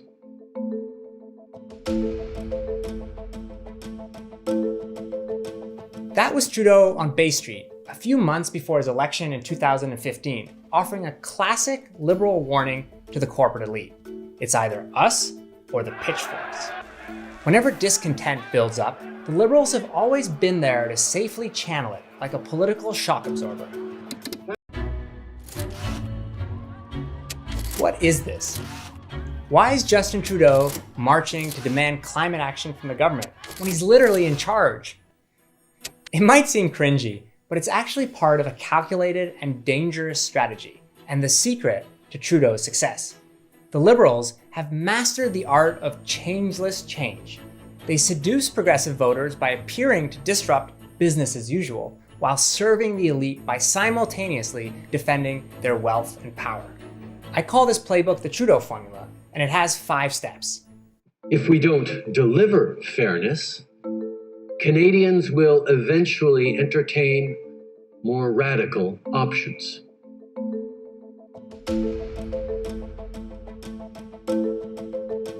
That was Trudeau on Bay Street a few months before his election in 2015, offering a classic liberal warning to the corporate elite. It's either us or the pitchforks. Whenever discontent builds up, the Liberals have always been there to safely channel it like a political shock absorber. Canada must be progressive, and Canada must be a just society. They'll wink to the elite and then pose as anti-establishment to the broader population. What comes next is a tactic summed up by former Liberal advisor Warren Kinsella. Find a parade and get out in front of it.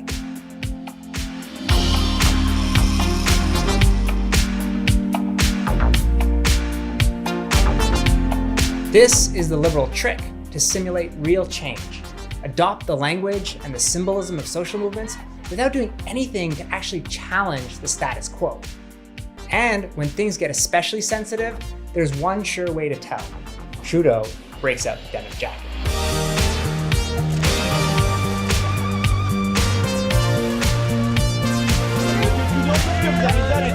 Sir, what was your message in coming out here today? A message of respect and reconciliation. Social movements are most effective when they maintain independence and make noise outside Parliament. Trudeau Liberals are experts at disarming their power by inviting them inside. They disconnect leaders from civil society by recruiting them to the party.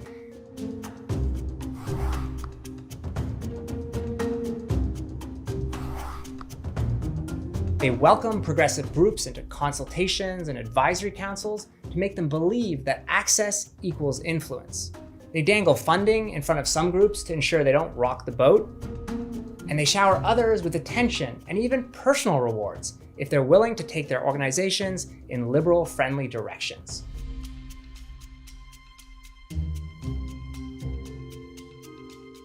To take the wind out of the sails of radical change, the Liberals cherry-pick demands from the progressive agenda, then usually water them down or endlessly delay their implementation.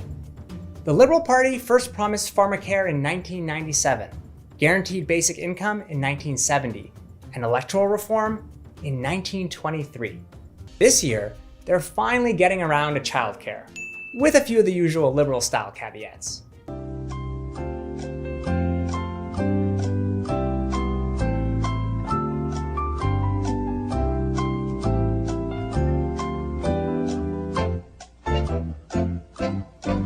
While Liberals drag their heels on truly liberatory measures, they disguise their pro-corporate agenda as progressive and then smuggle it past unsuspecting voters. I think we should burn it. Burn it, my prince. It's a gift to the gods.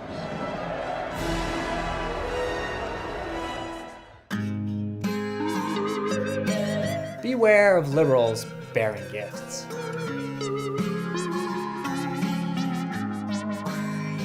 Trudeau's carbon price, lauded as a solution to the climate crisis, has actually long been advocated for by major oil companies as a fig leaf for more pipelines and tar sands production.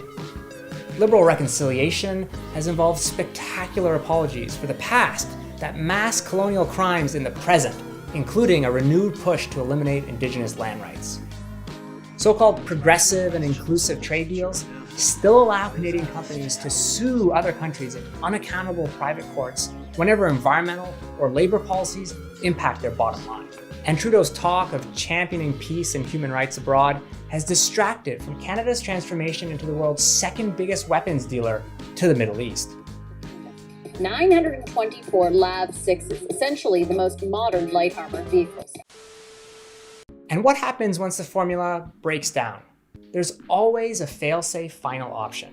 When the shine wears off, Liberals deploy their electoral escape hatch. Strategic voting. Strategic voting. Strategically vote. Strategic voting. Strategic voting. Strategic voting. How many Canadians will vote strategically just to keep the Tories out of power? Making people think the country is stuck between two parties has one objective: muzzling the country's progressive majority and scaring them into settling for the Liberals. But of course, we can do better. It's only when we stop falling for the Trudeau formula that we will be able to unleash our collective imagination.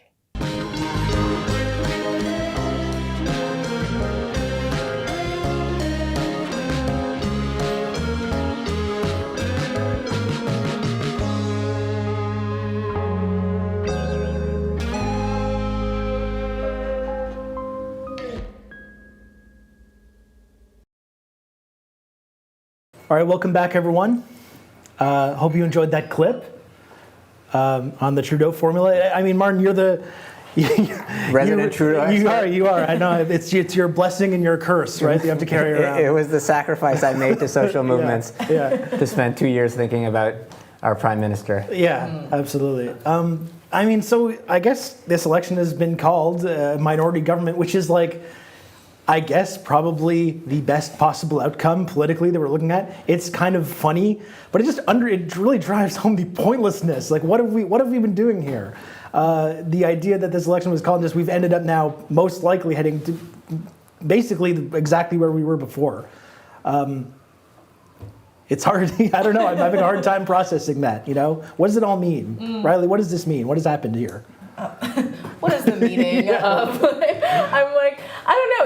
I was like trying to mentally prepare myself in the case that and now that it hasn't happened, I feel like I can speak this into the world without it being like cursed. But I'm like, in the case that it was going to be a conservative minority, I was really prepping myself to be like, okay, how, there needs to be something like uplifting because it's going to be a downer. But I'm like, it still feels like you're saying it feels like a downer to even still have a Liberal government. Yeah. But I think that the benefit of being still with this best case outcome that I think we could have had is that for social movements we've organized now under a Trudeau government for 6 years. I think that they, if anything, we can still hope to see that the NDP gain some more seats, that we get some really progressive fighters and cabinet members. I mean, not cabinet members, but potentially for the NDP into Parliament, and that could be something that we could take away that's really positive from this election. And so I don't think that this is necessarily as negative. I think there are I'm not trying to say is that I think there's a lot of positives here too. Yeah. But I see what you're saying about it. Feels very redundant, right? Yeah. I think though it has to be seen as a defeat for Trudeau. I mean, absolutely. he was going for a majority, and I think that's going to hurt him. And I think I agree with you that a lot of people, I think now, increasingly see through Trudeau. So I think we're going to be for progressives on a much surer footing in the next government. I think we should be very lucid about the antics of this government, and I think Trudeau will be weakened to the point where I think any kind of NDP caucus, if they are truly aggressive and vigorous and contrast the Liberal vision with a real alternative, as opposed to just trying to be an honest broker or holding the Trudeau government to their promises. Most of those promises aren't great. Mostly it's pro-corporate policies that are, as Nora was pointing out, disguised with a kind of progressive sheen and gloss, whether it was, pipelines, which are supposed to be apparently for investing in renewable energy, or CEWS, the Canadian Emergency Wage Subsidy, actually just being a massive upward transfer of wealth to the corporate elite in this country, or a belligerent kind of foreign policy disguised as human rights activism. I think Canadians will be much more aware of what Trudeau is actually up to. There are a few key ridings that have been called. Alexandre Boularice has won again in Montreal for the NDP. Leah Gazan, another People's Champion, has secured her seat in Winnipeg. Fredericton, where there's an interesting riding with Jenica Atwin, who of course crossed the floor to the Liberals. That is still too close to call, so we're going to have to watch that closely. And what else can I say? The bloc. I was hoping that. Best case scenario, truly, is if the NDP were the only ones holding the balance of power. And I think it's still a little early to see if that's the case, but it does look like the bloc may themselves also be a kind of kingmaker in Parliament. Which is a bit disappointing, but by no means are the votes fully counted yet. And as you point, even in that best case scenario, the NDP would also have to be willing to meaningfully use that power that they would have in that situation, and that's where I get a little bit nervous because a lot of what has happened over the last couple of years doesn't give me a lot of confidence that that's what's going to happen. I would be happy to be wrong though. Okay, so coming up, folks, we've got Chuka Ejeckam coming on the program. Chuka is a writer in BC. He's the Director of Research and Policy at the BC Federation of Labour and a research associate with the BC Office of the Canadian Centre for Policy Alternatives. Chuka, are you with me? Yes, I am. Can you hear me? Mm-hmm. Yep, can you hear me? Rob forgot to plug in his mic, so he'll just be a moment. No. I believe that was one of our producers that made that mistake, because I'm a very professional broadcaster. Chuka, are you with me now? Do you hear me? Yeah, I can hear you. Can you hear me? Chuka, it's really great to have you on the broadcast. Thanks for joining us. Yeah, happy to. Thank you for the invitation. Yeah. Why don't we just start off by just giving your assessment of what has gone on in this election so far? What are your thoughts? It's 11 p.m. on election night Eastern time. What are your thoughts on here we are on election night? Well, it's great. It's certainly a good thing that we spent $600 million and effectively there's no change in Parliament. I think that's definitely a positive. I was sort of thinking about being sarcastic. I'm being sarcastic. Yeah.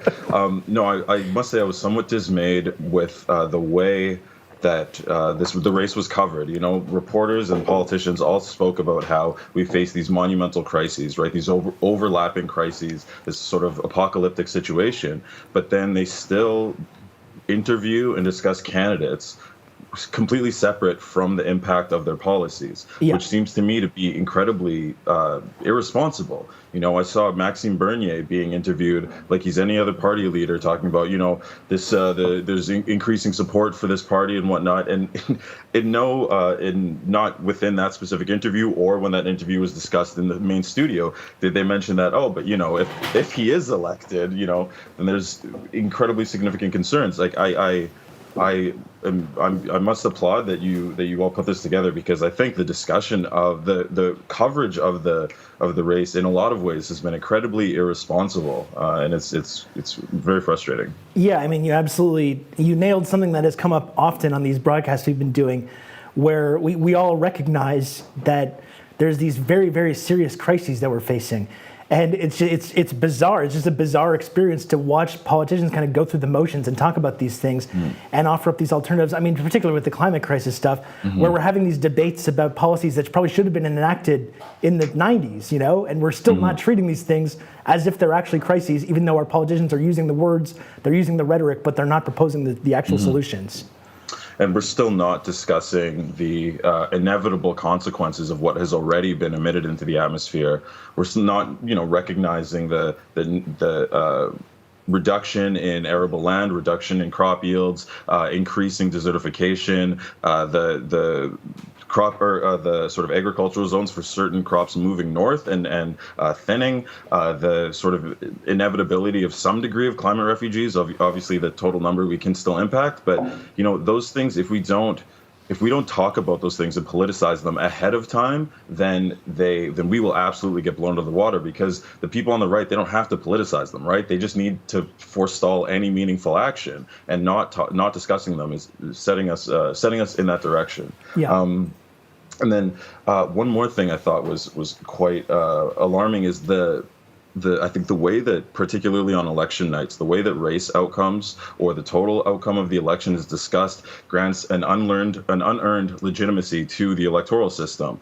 I saw anchors saying, like, Canada has decided. And when Trudeau came out in the election, he said, Canada needs to decide, as if even if there were a majority government, it would have the support of the majority of people in the country, let alone a majority of voters, let alone a majority of Canadians and people in the country, right? Like it's this idea that if a party gets more seats than any other party, so they have meaningfully achieved or meaningfully attained the consent of the public, it's just ridiculous, Yeah, it's kind of inaccurate in and of itself.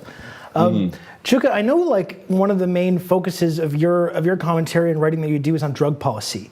And I wanted to talk about that because we've talked about a number of crises that this country is facing tonight. We're talking about the climate, the crisis in Indigenous communities, the housing crisis. We're also dealing with an opioid crisis and a crisis in these areas as well, right? And this is barely ever mentioned. This is not even has been really part of the discourse whatsoever in terms of this election. Has that been disappointing for you to see this play out? I mean, it has certainly been disappointing, but that being said, I mean, you sort of know where the conversation would go with Trudeau and O'Toole. Trudeau doesn't support decriminalization, certainly doesn't support legalization, and the degree to which he's even willing to sort of pantomime those policies is to set seemingly to like think about or propose setting specific quantity limits for various drugs, for the possession of various drugs, but then outside of that, nothing much changes. I think it's getting harder and harder to have conversations about drug policy without recognizing that drug prohibition itself produces violence and immense and unnecessary suffering, preventable suffering. But if it did become if it does come up in the election, you press Trudeau on the question, say, for example, and he gives that answer, like, I don't support this, I don't believe the evidence, it has to be studied or whatnot. No reporter is going to say, all these people are dying, this is your fault, it's your choice, why are you letting these people die? And I think without that sort of, I recognize why they wouldn't. Both, obviously, if you sort of ruin your relationship with a politician, not be able to have an interview with them again, and then might be maligned in the industry. I'm not saying that people. I understand why people don't ask that question, but I think depravity of the consequence of the policy is removed from its discussions, and that is a significant problem. Yeah, and like it's not even a factor of the people that are dying in this opioid crisis, but the drug prohibition in and of itself. It's a key factor in the overrepresentation of racialized people and Indigenous people in our prison system as well, which just doesn't get addressed also, right? No, and I mean the drug prohibition interacts with the sort of overall economic system in so many distressing ways. But one, for example, is we've seen migrant workers in the U.S. and in Canada, many of whom are working in hand harvesting. They have died from heat during periods of excessive heat. And in many cases, those migrant workers have come from countries that have been ravaged by the impacts of U.S. foreign policy in particular, but Canadian foreign policy as well. And attached to, not limited to, but attached to drug prohibition and the war on drugs. And so effectively, we've exported this horrific violence that in some cases has caused people to migrate north in search of just this attempt of some stability and safety. And some of those people who migrated north as a consequence of our policies have died literally picking our food from the ground. Like I don't really have words for it, but it's horrific that we've come to this point. We can see these consequences, we can see where things are going, and we still discuss politics the same way, at least in the sort of sanctioned circles. It's not talked about any differently. That is difficult for me to understand. Yeah, well, I mean, you outlined why this happens. This idea of access journalism and all this stuff. And it's true, and that's until that system changes. Like these conversations are not going to really be as meaningful as they need to be, which is kind of what we're trying to bring to the table with what we're doing here. I also wanted to ask you, though. I mentioned up front, you are the director of research and policy at the BC Federation of Labor. I actually don't have that position any longer. Okay. Yeah. Okay. Good. Great. We mentioned you're the director of research and policy at the BC Federation of Labor. Can you just give us a few thoughts on the dynamics of organized labor in this election, such as it is? I don't know. I can say that one thing I think is really exciting about what a lot of labor organizations are doing is pursuing even sort of, not even if it's not explicit and formal, pursuing international collaboration on particular issues or just with labor organizations that are regionally in proximity. people will have conversations about how, one organization's intending to respond to an issue in their jurisdiction versus ours, whether it's different provinces, whether it's, BC and Washington State or the U.S. and Canada. I learned in my time thus far, at least working in the labor movement, I learned there's much more sort of informal, international, and interjurisdictional connections than I would have thought from the outside looking in, and that I think is especially I think that's emboldening, because some of the most incredible stories of labor, direct international labor solidarity that I've heard, like people refusing, dock workers refusing to unload ships because they knew that the warehouse workers were on strike, things like that. That happens because people simply knew each other and they were able to make those connections. So I think that kind of the ability to develop that kind of connectivity more rapidly, I think it's something to at very least view optimistically. Yeah. Well, Chuka, we're really happy you could join the broadcast. It was a pleasure to speak to you, and we'll have to do it again on the next one. Okay, but thanks for joining us tonight. Yeah, I'll see you in 2 years. Oh gosh. Oh, that's grim. That's really grim. You gave me a good laugh, though. Yeah, you have to laugh. You have to laugh sometimes. Martin, do you have any updates? I have some updates. Okay. We can report that Maxime Bernier lost in his riding, though. Pour one out. That was What a terrible tragedy. Pour some water out. It's all we have in these mugs. Yeah. We promise we haven't been pouring anything else in there over the course of the night. That really wasn't unexpected, though, by really spreading the party nationally. Like we didn't think that he would win any ridings, and they don't seem to be. They do seem to be polling a little bit better, certainly than 2 years ago. They've upped their national count, but not at all of the sort that some pollsters were having them. And I think we can all agree, though, that regardless of what happened with the PPC or Bernier, the far-right problem in this country is not going away anytime soon, and that's something that we're all going to have to reckon with as we move forward in this new government we're heading into. Towards the other end of the political spectrum, I have some updates as well. Okay. Just current vote tallies on the Marxist-Leninist end of the spectrum. There have been a lot of commentators on various breach videos and on our Twitter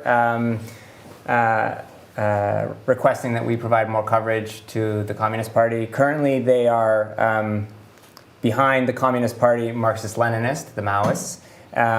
They're beating the Communist Party of Canada by 300 votes nationally.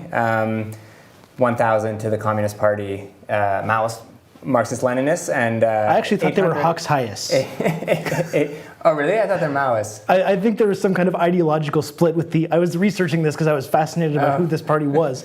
And apparently they're involved in some ideological split into the Albanian Communist Party. So that's there. Okay. That's why I was confused, because one of our producers just sent me this, but I was under the impression that the Maoists are boycotting this election. Okay. So that's a helpful clarification, Rob. Both, however, are losing to the Rhino Party, the kind of Dadaist, absurdist party that has somewhat of a base on the West Coast. The Rhino Party is clocking in right now at 1,700 votes. Okay. I understand why people will probably be pretty frustrated by that, because I know the Communist Party of Canada has grown a lot over the last year or two. And it might be one reason why you shouldn't rely on Twitter as an indicator of a party's strength on the ground. That's true. But one thing I will say, though, is that we've talked often tonight about these level of crises and how they're not being met with kind of an appropriate response by the NDP or anyone else. And that's why, as I've said, I do think it would be beneficial to at least listen a little bit more to the platform that the Communist Party and other left-wing parties are advocating. When you look into the actual platform, you'd see that a lot of these crises are being addressed in those platforms a little more forcefully. And I think if they were more part of our discourse, even if you are more of an NDP person or partisan, I think it would be beneficial to even feel that pressure from the left, from the NDP, would maybe force them to start reckoning with this. If they feel like they're starting to lose people on the left, lose young people to the Communist Party, it might encourage them to advocate for some more serious policies to deal with these crises that we're talking about.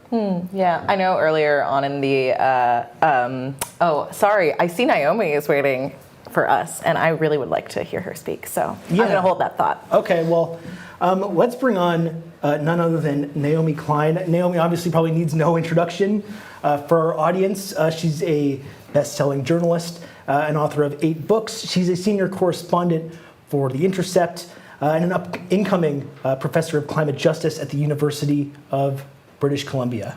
Naomi, are you there? I think I'm there. Am I there? I believe so. Yeah, I hear you. I can't see you. Am I supposed to see you? I feel like you probably are, but I don't know if it's essential to conducting this interview. Mm-hmm. Okay. Well, thanks so much for joining us. I'm very happy to be with you. Yeah. I mean, if I look like I'm in a cave, I'm at the home of the Riding Association president for the NDP here on the Sunshine Coast. Okay. So Naomi, you updated your Twitter bio recently to read a quote, wild card political wife. I was just wondering, how has this election been for your partner, Avi Lewis? And how has that been for the two of you? I know the last time we spoke, I know you were kind of excited you had left the tumult of the United States and come up and come here. So how has that experience been for both Avi and for you? Well, I can't speak for Avi. Right now, he's on a mass Zoom call with volunteers from the campaign, and we're getting results petering in, or just different polling stations are reporting.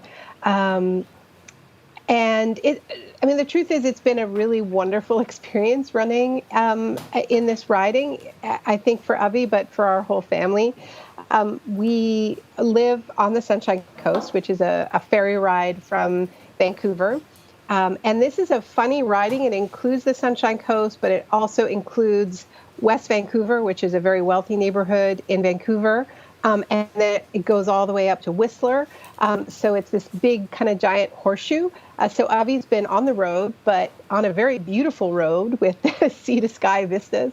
And we've met amazing organizers, just kind of up and down the coast, and feel really grateful for the experience. The NDP came in fourth the last couple of elections here, so everyone knew that this was a very uphill battle and probably a two-election cycle challenge, and it was really about meeting people and creating connections in community and laying infrastructure for what will probably be another run, but you never know. The night is young. Yeah. But yeah. So besides that, besides your own, your family's experience in this election, what is your overall thoughts tonight on election night? What are your big takeaways so far from this election? Yeah, it's funny. It's funny being directly involved in an election because it is such a local experience as opposed to the national one. I think, to be honest with you, I've from the very beginning been in a state of rage about the very fact of this election, like a lot of people. Yes, I'm familiar with the rage. Yeah. Yeah, it felt really, really reckless to me, and it looks like we may end up where we started after spending hundreds of millions of dollars. Which is a better scenario than ending up with a conservative minority government, which could well have happened. And certainly, campaigning and door knocking, you do come face to face with what I know you've all been, part of what you've been talking about tonight is just, the rise of the People's Party. And that can feel like an abstraction. But when you're knocking on doors and you meet somebody who says, I voted NDP my whole life, but now that I see that they're in bed with the globalists and now I'm voting for the People's Party, it gets really real. Where we are on the Sunshine Coast, it's very, it's a pretty progressive community. There's like a very significant wellness scene and a pretty significant slice of that has joined what is some people call conspirituality, right? Where, the vaccine mandates are the be all and end all, and it's being equated with Nazism and so on. So it's been an education really seeing, and I guess, I think that there are huge political issues to unpack about why this is happening. But to me, I really think it was just so reckless for the Liberals to call an election, to be so out of touch with where the country is at, that that they kind of thought it would be no big deal to have an election at the same time as vaccine, passports were being rolled out. And if they get away with this, they're they're luckier than they deserve to be. Yeah. But I am glad that we're not going to end up with a conservative government by the looks of things. I wish that the NDP had gained more. I'm paying close attention, obviously, to this race, but also to Anjali Appadurai's race in Vancouver Granville, and fantastic climate champion who's running. And do we have results yet for Vancouver Granville? I have to turn to our election expert Martin on this one. Not that I know of. Not yet. Yeah, and Okay. I saw that it looks like Paul Taylor didn't win in my old riding. In Toronto and Parkdale, and that's a heartbreak because my goodness, you couldn't ask for a better candidate than Paul Taylor. So, big love to Paul and that whole team because I think they ran a fantastic campaign, and I don't really know how to explain that, frankly.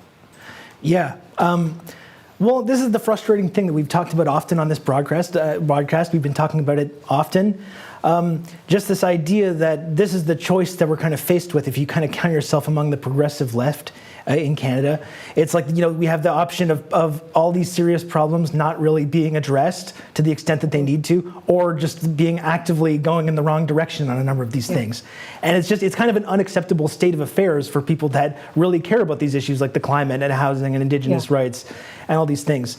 So, you've been around these activist circles for a long time. You've reported on these things for a long time. Just in your estimation, if you do count yourself among the progressive left and you are feeling discouraged and despondent right now, what do you think is next? Like, how would you recommend people get involved, and what do you think the next step is for the Canadian progressive left, social movements in Canada, in order to actually start really seriously addressing these things that are not being seriously or adequately addressed by our mainstream political parties? I think it's all about movement building, and I think that the movement-rooted candidates that did run are well aware that it's not just about getting, a couple of brave people in seats in Ottawa. It's about that interplay between social movements and movement-rooted candidates.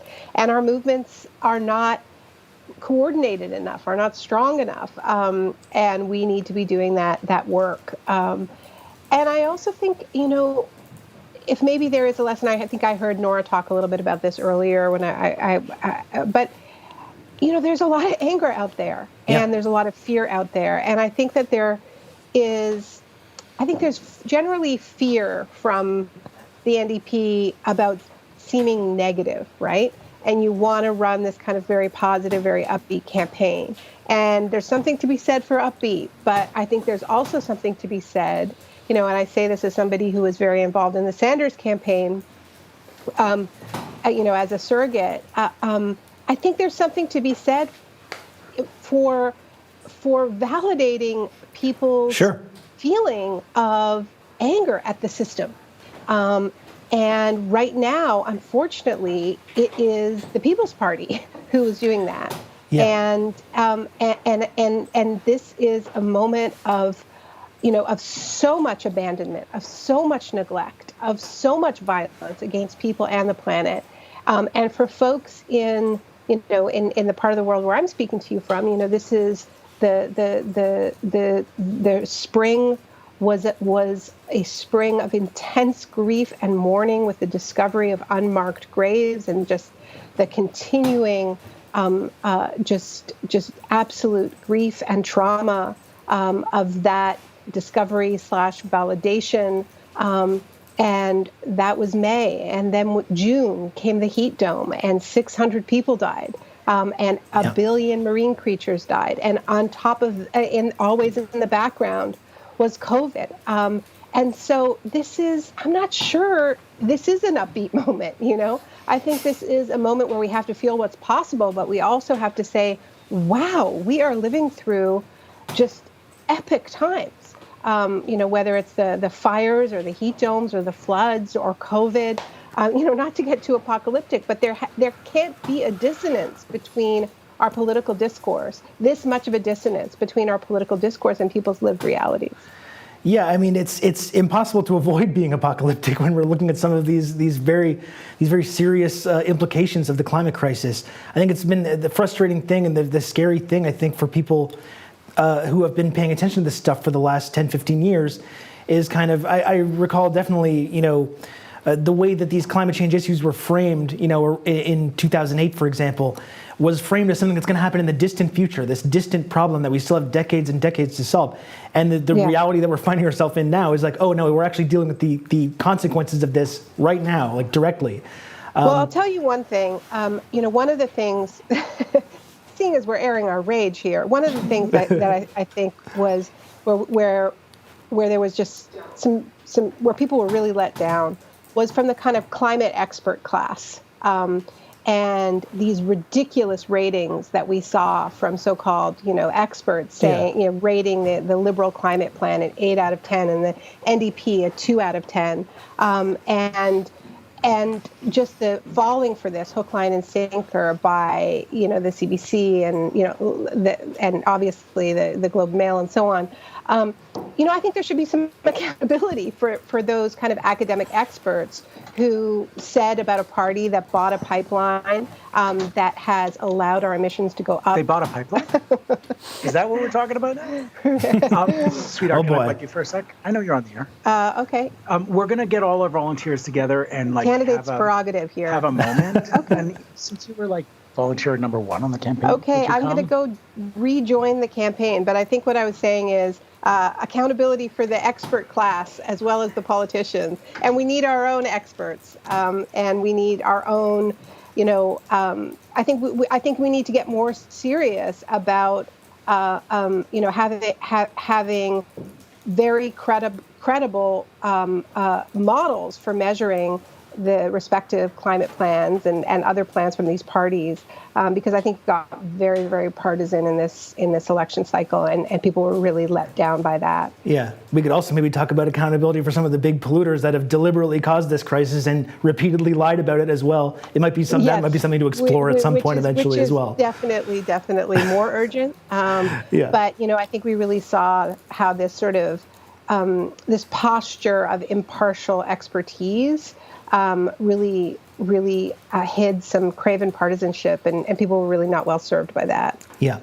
Well, we know you have to go to take a moment. You have to go be craven partisan over there. Yes. The Lewis campaign. Yeah, but we really appreciate you taking the time, Naomi, to come on the broadcast. Thanks so much for the appearance. Always appreciate hearing from you, and we'll talk to you soon. Thanks for all you're doing. It's great having you all on the air tonight. Thanks a lot, Naomi. Take care. Take care. Bye-bye. Wow, that was something, huh?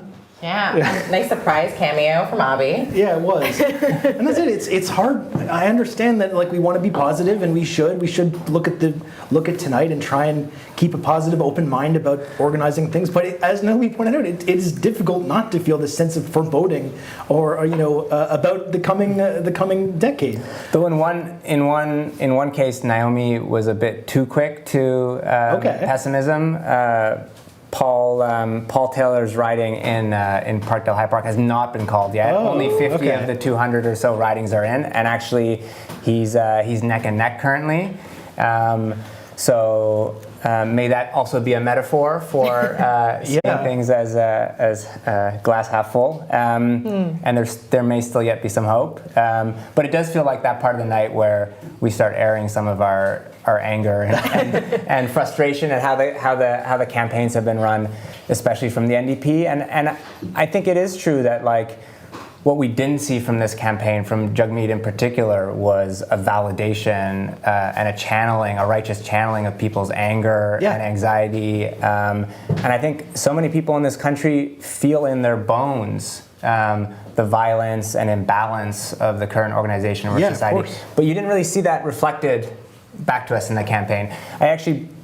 I bumped into some young canvassers for the NDP yesterday as I was walking home, and they were out door knocking in the last day for the NDP. So clearly they were encouraged enough to campaign. But one of the young campaigners I was asking her like what her impressions were of Jagmeet and of the leadership of the campaign, and she said, it feels a little too much like a Fido phone commercial. Like the tracksuits and the certain kind of like corporate ad colors, like a little bit fruity and like a little bit like almost like geared exclusively to young people at the neglect of seniors, like trying to hit those young people with like those bargain basement cell phone rates, and I feel like we it was also like you saw it also in the campaign slogan, ready for better.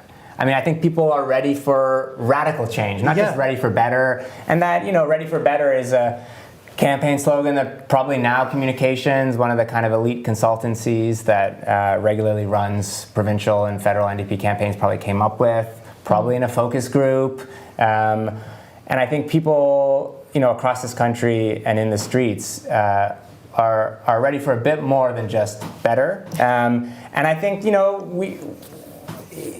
there was like, no doubt, like Jagmeet has a lot of fun on the campaign trail, and politics should be fun because we need to invite a lot more people into the movement. But I think the political moment we're in also calls for a kind of serious passion and principle that was somewhat lacking. Like I would like to see less like classy style and more class war, in the campaign. And they did talk about taxing the rich, right? Taxing the ultra rich, which in Quebec became a bit of a source of mockery. Because I don't think it's just the ultra rich that we have to go after. It's the rich and it's the corporate elite. It was something to see them finally starting to talk about that, 5-10 years too late. I think it took like AOC popularizing some of these politics for them to realize that it might work in Canada. But these class divides refracted through race and gender have always been the key dividing source in this country. And it's never too soon to really elevate those and help people understand them. And I don't think you never really felt that Jagmeet meant it. It felt like he was repeating talking points and a script rather than speaking from a place of deep compassion, deep conviction. And I think that's what was missing in this writing, in this campaign. And it's not. Let's be honest. It's not just his own fault. It's a question of the party's evolution and transformation over many decades. The party has become top-down, is run now by a clique of consultants who cycle through provincial and federal campaigns. It is very closed off to democratic input from the membership, and all those things are going to have to change before we see the NDP truly become a force for bold, transformative politics in this country. Yeah, I think when I was listening to Naomi talk and when also for a second there we thought that perhaps Paul Taylor had definitely lost his riding, and I was just gutted because to me, and I think she really talked about this, is that that is to me the true heart of why we should still, why there's still hope for the NDP, where it could go, that they offer us so much potential, where they are the heart of our movements, and if the NDP ever wants to have the success of the major parties in this country that it needs to lean far more into than it currently is doing. And Jagmeet Singh, I think this is where there's a huge oversight in his leadership, is by not embracing that harder. And even if he's not doing it, because we know he's not that on the ground organizing guy in community, he's not propping up these candidates. He's not meeting with them, it seems, to talk about their strategies and their language so that he can best represent that as well as the leader. And so those are the things that I think, I hope the NDP takes some learning from this election, and that as we were saying, hopefully depending on what happens tonight, candidates like Avi are building they're building an electorate in their ridings that, that's something that could come to manifest something really good. So, yeah. Speaking of Avi, we're going to have another quick interlude and play a video that Avi worked with us on before he transitioned into a electoral politician. And I actually think this video, which is entitled Corporate Welfare Bums, speaks to the ways that the NDP in the past has channeled some of that anger against the profound inequities and inequalities in this country. As you'll learn from the video, Corporate Welfare Bums was a slogan of his grandfather's in 1972, at another moment when a strong anti-corporate elite campaign actually knocked down the Liberals to a minority and ushered in a number of progressive policies. So we're going to play this short video narrated by Avi Lewis.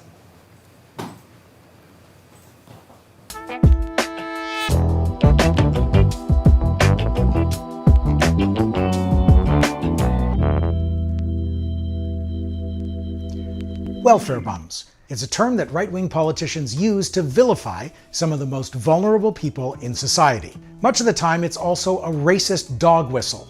But the welfare bum or the welfare queen is not just an ugly smear. It's a central part of North America's economic mythology, an invented story that has real-world impacts on all of us. It goes like this. Number one, the poor need to pull themselves up by their bootstraps. Number two, they're freeloaders who are dragging down the rest of us. We can't afford to support people who can't support themselves. Now, the word bum may have lost some of its edge over the decades, but the victim blaming it represents is still a key feature of modern capitalism. If you're exploited, discarded, or marginalized, it's your own damn fault. Back in the 1970s, when my grandfather David Lewis was the leader of the federal NDP, he set out to turn that story on its head. He coined the term corporate welfare bums. That put the blame for inequality and poverty where it truly belongs, with big corporations who were accumulating wealth and power with the eager help of their friends in government. As David once put it, governments and big business are holding hands in your pocket. In response, he called for an all-in people's movement to tilt the scales in favor of the majority and strip money and power away from the corporate welfare bums. That phrase struck a chord and helped bring Prime Minister Pierre Trudeau down to earth with a minority government in 1972. But it didn't stop the actual phenomenon. In fact, corporations, their owners and executives were just beginning to feast on the riches of the state. It was the most audacious transfer of wealth in living memory. Corporate taxes were cut and cut and cut again. Of course, that meant that working people paid a higher and higher proportion of what the government brought in. And that public revenue, as David meticulously highlighted, was then poured into the mushrooming coffers of corporations. From oil companies to real estate developers, from mining to logging and more, they got billions in handouts, publicly funded R&D, and the right to rip resources out of indigenous lands. Today, you gotta think David's rolling over in his grave. We've gone from corporate welfare to straight up corporate kleptocracy. And as the corporate welfare state has swollen, our social welfare state has shriveled, with Canada dropping near the bottom of industrialized countries on social spending. So what do we get for those billions in handouts and tax breaks? We're told that businesses will use them to stimulate the economy and create more jobs. But a singular feature of corporate welfare is that it's almost always free of any conditions to ensure those benefits actually occur. Think of the biggest bailouts in recent memory. Tory and Liberal governments giving billions to General Motors or Bombardier, only to see those companies pad their executive bonuses, lay off employees, and move their plants out of the country anyway. The bonanza never seems to end. The era of COVID-19 has seen the corporate welfare state go into overdrive. Canada's biggest companies like SNC-Lavalin, Imperial Oil, CN Rail have received billions intended for emergency wage subsidies and turned around and paid out huge dividends to shareholders. In 2020, the federal government announced $18 billion in support to the oil and gas sector alone, a figure that would have made even my grandfather speechless. And that almost never happened. Meanwhile, 250,000 households have been unable to make their rent or mortgage payments. If David Lewis were alive today, he'd say, "We're overdue for a reckoning. We've got to pry apart the hands of government and big business and get them out of our pockets. This isn't going after the corporation for the fun of it. This is going where the money is to make it available for the benefit of Canadians. Let's make Canada's largest corporations pay more taxes, end their handouts, and start funneling resources to the needs of the many, not the few. The wealth we create as a society could fund affordable green housing, zero emissions transit, and care for our neighbors and elders, creating public luxury rather than private opulence. All we have to do now is build that all-in people's movement and let the corporate bums know it's payback time.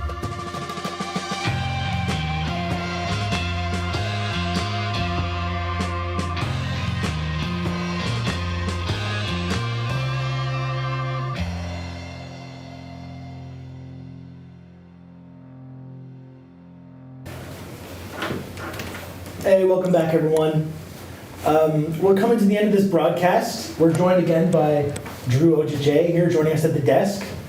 Dru, do you have anything optimistic you can bring to us here? Let's hear an optimistic take. Yeah. I mean, for some optimism. I just wanted to talk about the tremendous success that is this election. I mean, we did it. We got the Liberal minority. This is actually the best, like literally the best form of government that Canada has historically. Like with NDP holding the balance of power, the Liberals weak and desperate. This is golden. This is as good as it gets in Canadian history. This is what got us Medicare. This is what got us the Canada Pension Plan. This is what briefly nationalized part of the oil industry. This is what got us, $6 billion for housing and transportation in 2005. This is a huge opportunity for progressive movements. There's all kinds of ways that we can nitpick how we got here, but this is a huge opening, just like the 2019 election was. I mean, I don't feel like I can emphasize that enough. This is the time for social movements to shine, because we have, even if some of the ones we really wanted to get in there didn't get in, or don't get in, we have some really powerful advocates for all the stuff that social movements want in Parliament. They're in a position of tremendous potential influence, and I have to emphasize potential because there's all kinds of different ways that it could go. But I think that there's a huge opportunity here. So I just want to say we did it. We Congratulations. Won. You'll excuse us for not cheering too much. But I do take your point. Yeah. That historical context is very nice to hear, actually. Yeah. And so one thing that's come up often tonight is this absence of social movements and these really needed social movements that we need to pressure our political class. Like obviously, we can't rely on the Liberal Party or anyone in the mainstream political parties to fix all these problems for us. Like these have to have bottom-up solutions. And one thing that calls to mind for me is the Wet'suwet'en protests, the blockades that were taking place before this pandemic started, that were kind of really taking shape and got kind of scuttled by the pandemic. And I think that was a really valuable lesson for anyone that wants to get involved in these social movements, which is that you can really extract concessions. You can economically paralyze this country if you've got a group of dedicated people. We saw that with those Wet'suwet'en blockades. And I think that's something, as we get further into this climate crisis, we know they're not going to be addressed by the political class. But the indigenous folks in this country, from the Wet'suwet'en and others, have shown us the way that we need to approach these really serious crises, right? Yeah. Your comment reminds me of the Indigenous Climate Against Carbon report, where they came out and said, that's how you tweeted about this. That Indigenous people in Canada and the U.S. have mitigated 25% of North American, Canada, U.S. GHG emissions in the last just a short period of time. How incredible that is, right? 5% of the global population protecting 80% of the world's biodiversity. How much hope and potential lies in those movements. And also I think we're just seeing the burgeoning of the land back movement in its real fullness now. And so that's another thing that we can really hop on, and that I think is going to take off for sure. Martin, do you have any closing thoughts for us? Why not throw it to Dru, since he's been a infrequent guest at the table here. Any other lessons about fighting for progressive change under Liberal governments? Yeah, I mean, just to echo the optimism one more time, I mean, I think if we'd really dodged a bullet with the Conservative minority, I think there's a lot of effort that went into unmasking Erin O'Toole, and the corporate media was ready to play along with his BS, and I think there was a real big effort, and that was successful to sort of expose him. It wasn't all the left, but certainly we had a role to play, and I think we dodged a bullet there. I think a conservative minority, just having lived through a conservative minority and majority, in my lifetime as an activist, I can say it's dark days. The whole thing shifts to the right. The scope of possibility shrinks. So I think we have to think about things in a couple different ways. I mean, I think we've acknowledged that left political parties are weak, that social movements are weak, and so I think when you're I don't know. I hesitate to use a hockey metaphor, but I'm just gonna go for it. When you have a team that's not playing well, you don't say, okay, we have to change everything all at once. I mean, you do know when you need an overhaul, but you also have to find those little things that you can do a little better to get your confidence up, to just start to cohere a bit. And I think we have to focus on both. I think we have to, as social movements, as people who aspire to have left political parties in this country, as people who aspire to have strong organizing forces that are democratically run in this country, I think we have to find the little things that we can do to build our confidence, and we also have to find the long-term things. I mean, Naomi Klein pointed it out. Like we need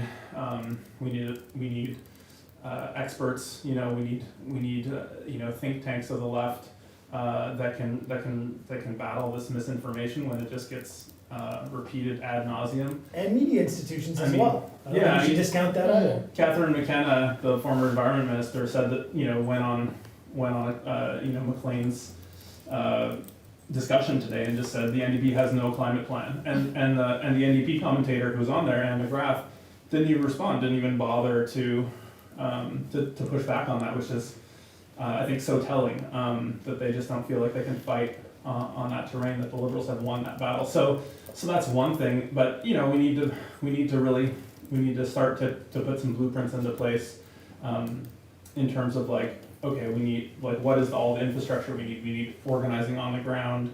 We talked about delivering community power earlier. I think that's a bright spot that could potentially turn into a real community organizing machine or engine in those areas. Obviously, a non-combustible, non-polluting engine, but I'm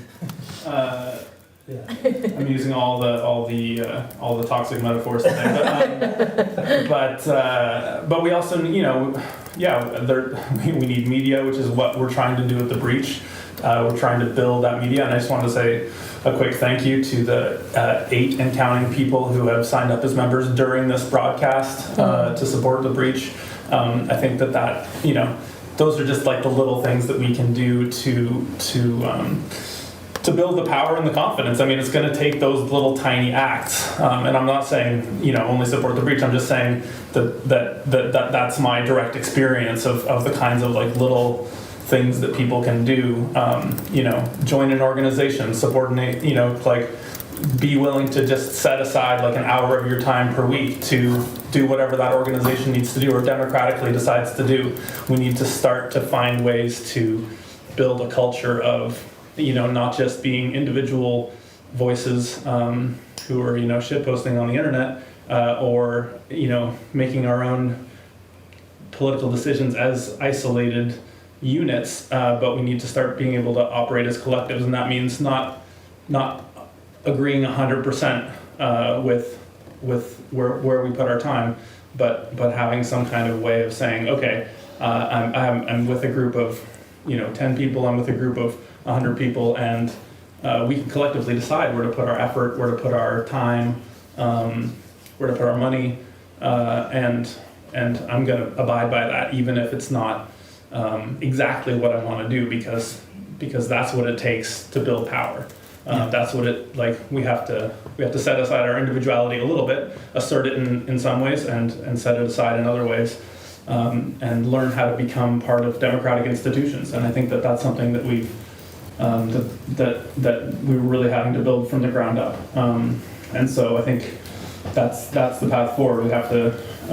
There's an extent to which we've become NGOized. Like we're sort of trained to make donations and to click on petitions and to sort of participate in these actions in these very sort of passive ways.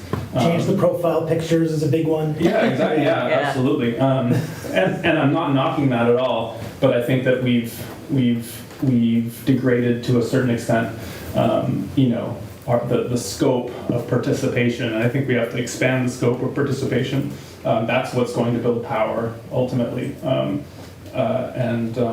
that's what's going to get us to the point where we can, I think the first step is to use the opportunity. This is a tremendous opportunity. The Liberals are weak. Justin Trudeau has spent his credibility completely. The NDP has the balance of power. Like, how can we use this? How can social movements set the agenda? What is the mechanism by which we could potentially think about, coming together to make a decision about what's going to be the issue that we push, and make a real big fight on with this government. We have a 2-year window, which if all the people who are involved in social movements in this country come together and say, this is the issue, this is the thing that we are going to push, we can be successful. But we need to build the mechanism to make that decision at the same time as we make the decision. And I think it starts with building that organizational culture, but also building, imagining what that could be and making proposals and discussing them. I think it's all got to happen at once, and it's going to be messy, but there's just a huge opportunity. And I think we didn't quite. I don't think people realized how big an opportunity we had after 2019, and we got sort of blindsided by COVID before the discussion could even happen. But now we've got a second chance, and that doesn't happen very often. Like the Liberals, historically speaking, what happens after liberal minorities is the Liberals get a majority. So we're huge. It's hugely lucky, and we have a huge opportunity, and we can make use of it. Let's do it.